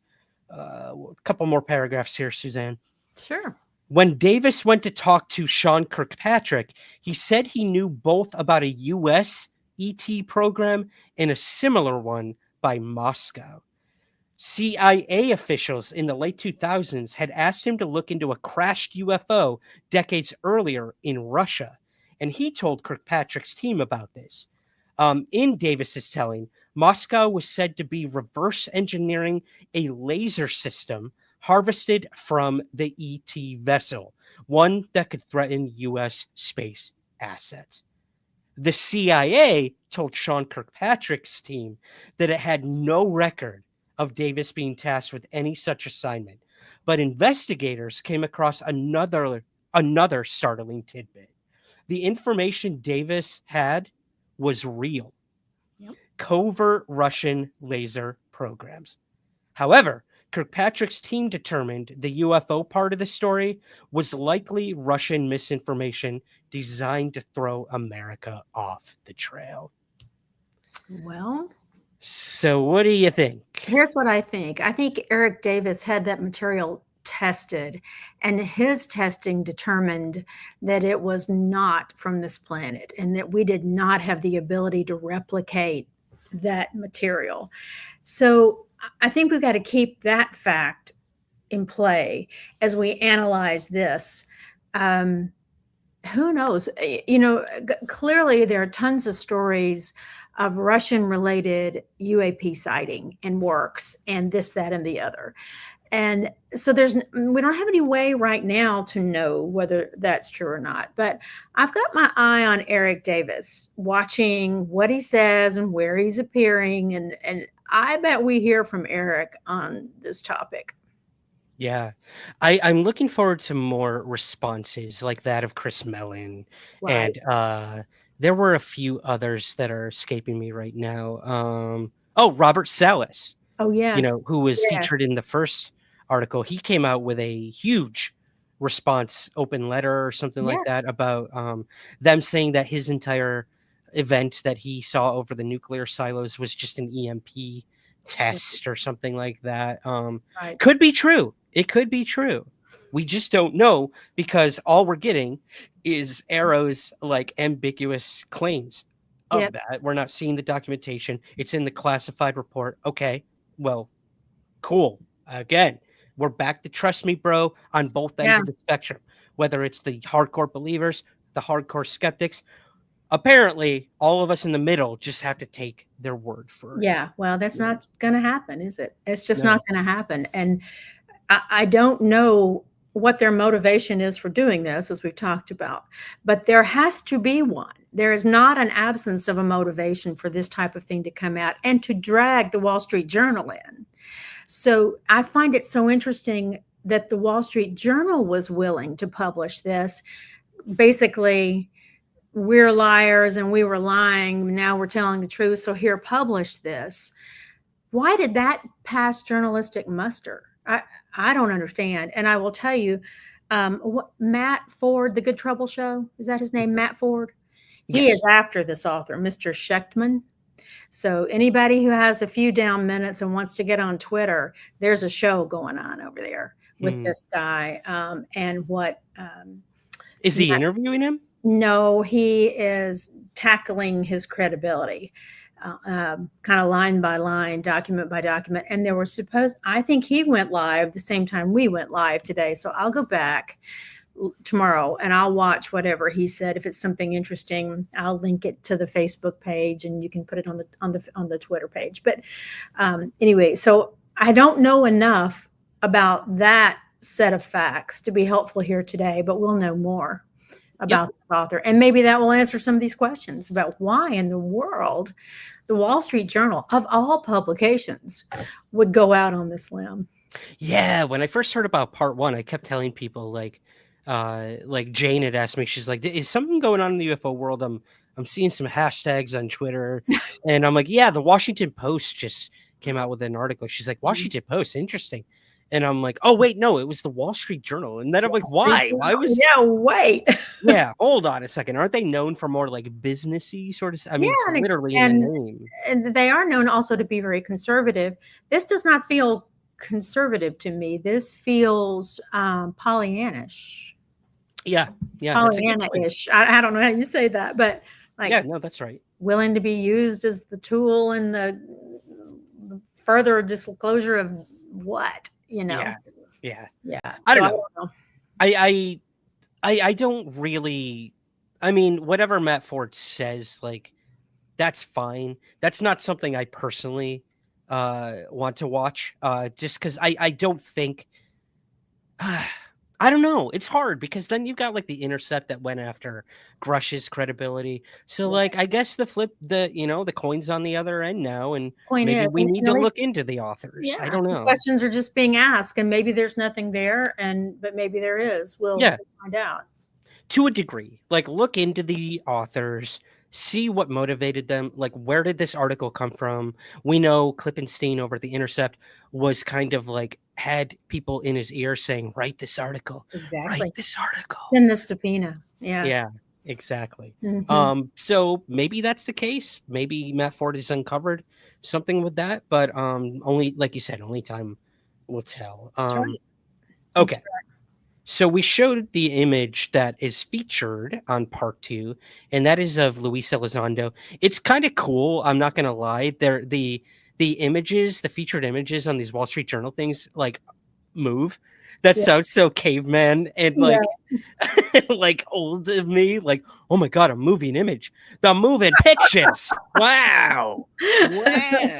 But it's kind of cool. Like, I've never really seen a featured image of an article like be kind of not interactive, but in motion. Wow. Yeah. What was the Harry Potter publication where the Wizard magazine or newspaper, the Daily Wizard or whatever was it was. Yeah. So cool. I loved that. But yeah, it's of Luis Elizondo. So clearly he would have a role in this part 2. He did warn people, I think weeks ago, like, look, I'm going to be in part 2 of this article. And just to forewarn you, it's probably not going to be in the best of light. And I can kind of see why. I feel like he kind of got the short end of the stick in this article because they were kind of saying that he was shady, I guess, in some ways. Yeah. And maybe less than truthful, and things uncovered would negate a lot of the things that he said. Here's one in particular. Luis Elizondo told Sean Kirkpatrick of AARO that he was prepared to share with him what he knew of a secret government program that had collected ET biologics. We haven't heard that word in a little while. In a minute. That's right. Elizondo said he had hard evidence of the UFO findings that he had collected for the Pentagon, information he had declined to make public, citing national security. Where can I find out more about this? Kirkpatrick asked Elizondo. There is a safe in my old office that has all of the files on a hard drive, Elizondo told him. A former colleague at the Pentagon had just confirmed a few days ago that the device was still there. The hard drive was still there in the safe. So, hours after hearing of Elizondo's evidence, agents from the FBI and the Air Force's investigation unit, which I assume is the Special Investigations Unit, I'm guessing. They cordoned the office off and gathered with a drill to break open the safe. As they approached it, they realized the drawer wasn't actually locked. And when they opened it, they found yet another surprise. The safe was empty. Well, shocker, right? Shocker. Did someone take it? Or was there never a hard drive with all of this information, as Elizondo stated? Was this all an elaborate ruse? Like, what do you make of this? This is so Mission Impossible. It is. And is Kirkpatrick the cog in the wheel of the who took it part? You know, that's bizarre to me that the minute he learns of this, they're cordoning off the office and drilling in if they, you know, and it's just unlocked and gone. I don't get it. I don't get it. But you know, liar's gonna lie, gamer's gonna game. So one more piece of the lying puzzle. Don't hate the player, hate the game, baby. That's right.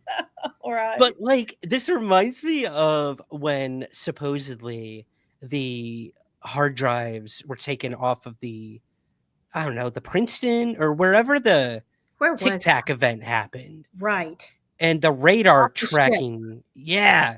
Is that like Nimitz or Princeton? I can't remember. One of the two. I want to say the Princeton. I don't remember. It's been too long. But yeah, they said that like dudes came on and like took the things. Like, it reminds me of that. Yeah. Yeah. But so I'm sure something similar happened here. But see, now I want to know how they knew what Kirkpatrick heard. You know, from Elizondo. Yeah. It is clear to me that the sources of this article were members of AARO. It could have even just been Kirkpatrick and Tim Phillips. That's it.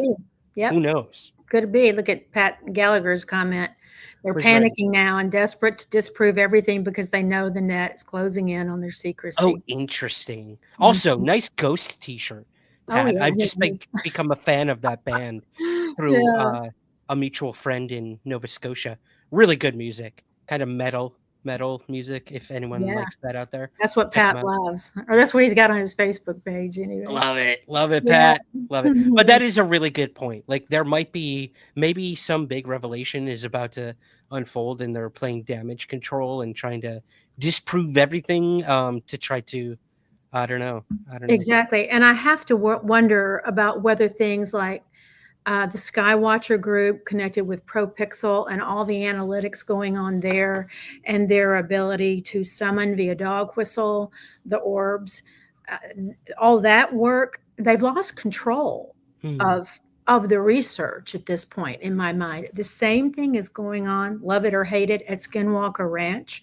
And the data is rolling in, including the episode, I don't watch it often, but I happened to watch it this week on Behind Skinwalker Ranch, or I can't remember what the beyond Skinwalker Ranch, where they do some more testing and tell you a little more. So I do have this sense to that point that they have lost control of the narrative around the research and the research itself. And Skywatcher and ProPixel have zillions of followers watching every video they release. So, you know, it does have a feeling of desperation to it. I don't know if it's related to that, but that has to be playing a part. Desperation. That's the word I want people to keep in mind in the coming months. We're at a weird place right now in ufology. I'm glad I'm dipping back in. It's a good time. My toes wet again. I've been ghosting. I've been ghosted for the past 3 months. Now I'm back to UFOs, and it seems like things are getting interesting in the UFO field again. Yeah. I'm going to feel the pace picking up too. Right. Like, is there another congressional hearing in the making? What is going to happen next? I don't know. Nobody knows, but it's going to be interesting for sure. We're here for it. We're here for it. That's going to do it for the Wall Street Journal articles. I will go to the poll right now. Of course. And Anomicon. Anomicon. I got you. I got it. All Thank right. you. You are the Bye, best. everybody. Okay. I will. Oh, Suzanne, where can they find you? If people want to reach out to you, on Facebook, Suzanne Westerman Landers. On Twitter, see Suzanne Landers. Twitter, you may want to avoid because I do a lot of ranting there. Facebook is safer and more substantive. So follow me in one of those places. Awesome. Yes, guys, give her a follow. And thank you again for all of your incredible work on the show tonight. I truly appreciate it. I'll let you go back into the wild with the chat, and we'll talk soon. Bye. Thank you, Suzanne. All right, guys. Wow, what a show. We're going over 2 hours, so we got to end this. You guys got stuff to do. I got to get ready for bed. But thank you for being with us tonight. This is a fascinating show. Let me go to our start stuff to make sure I'm not forgetting anything. This is your last chance if you want to get in any last super chats or super stickers to help out the show. We truly do appreciate that. If you can't do that, you can always check out our Patreon campaign where we do bonus episodes, early access to the podcast, priority to ask our guests your listener questions, and we have some interesting guests coming up soon on the show, one of which I booked today, so I can't wait. You can learn more about that at patreon.com/somewhereskies. All the links to that stuff is in the show notes as well. So yeah, you can get those in right now if you would like, guys. Hello to Nisa. Thanks so much for being here as always, making them donuts. Love it. Robert says, excited to hear there was a live show. Won't miss it for the world. Robert, thank you, buddy. I love that. Thank you. Great time. Thanks, guys. Donnie says. Maureen says, thank you, Ryan and Suzanne. You guys rock. Kurt says, catch you soon. Thank you. Thank you for that. But before we go, guys, we have a brand new episode. Nice hat, Suzanne. I know what they say. We have a brand new episode premiering in just a couple hours with the one, the only professional weirdo, John E.L. Tenney. We had a fascinating discussion that has a lot to do with what's going on today. So be sure to check that out on all podcast feeds in the coming hours. It is already available on YouTube. I accidentally scheduled the release of it a day early. So you guys got that a day early. It's almost like being a Patreon subscriber without being a Patreon subscriber. Oops. Something got messed up. I think I set the release while I was still in Nova Scotia. I don't know. Who cares? It's up there. It's right here on YouTube if you're watching on YouTube right now. But let's go to the poll. I did ask you guys, since this has to do with everything we talked about tonight. The question was, do you believe the Pentagon faked all of the UFO programs and evidence? Let me refresh just to make sure I have the most up-to-date. Okay. So our options were, do you believe the Pentagon faked all the UFO programs and evidence? The options were yes, no, some of it, and much more important things are going on right now.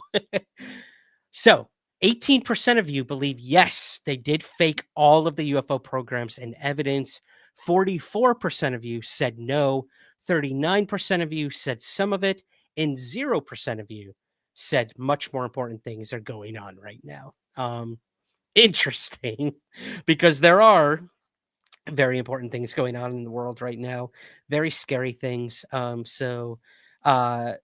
just thoughts and prayers to everyone dealing with everything going on in the world right now. The world's never perfect, but right now is a little scary.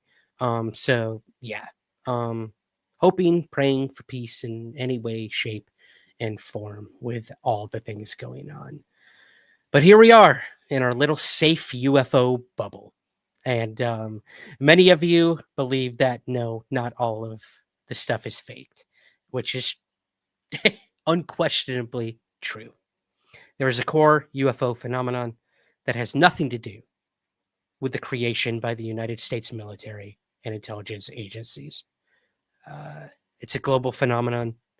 It continues to touch the lives and the hearts, the souls, the minds of millions of people around the world. And that is something that the United States government can never take from us or you. So remember that, no matter what happens next. Remember that. So thank you. Thank you guys for voting in the poll. Thank you for joining us tonight. Do I have anything else? One more thing. It's whatever. Rate and review the podcast on Spotify. What is that? Oh, yes, I got you. Thank you, Suzanne. Thank you. I got to learn to read lips. I really do. First and foremost, guys, if you could do me a very big favor, head on over to Apple and Spotify and rate and review the Somewhere in the Skies podcast. We've been going for over 400 episodes now, and things are good. Things are going really well, but they could always be better. So if you could rate and review on these two large platforms, I would certainly appreciate it. And last but not least, Anomicon 2025 will be coming to you guys on September 20th. Jane's doing a little dance. Yes, she's in the room. I know she's a very private person, and we will keep it that way. I respect the hell out of her for that. But she's doing the Anomicon dance. September 20th, maybe 21st as well. I don't know. I know Suzanne, she's cracking up.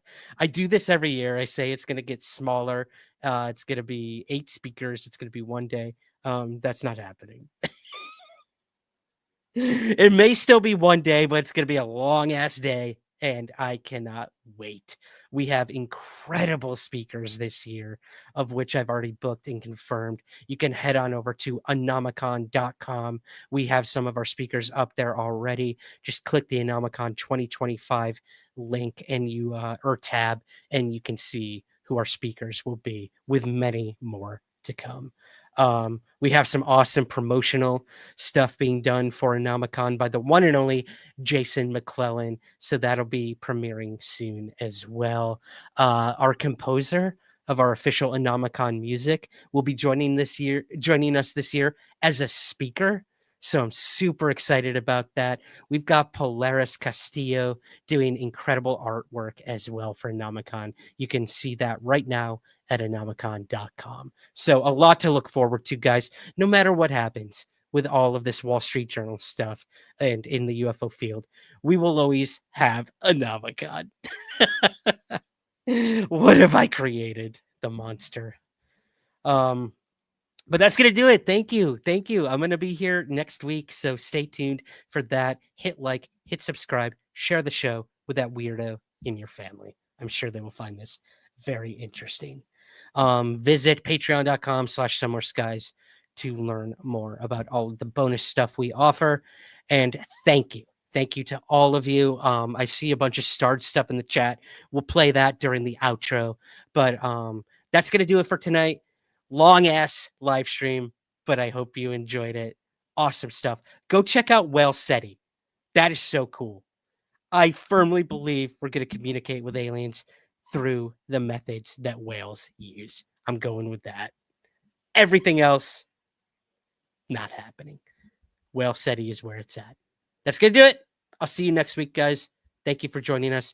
And remember, as always, keep your feet on the ground, but never stop searching somewhere in the skies. Take care.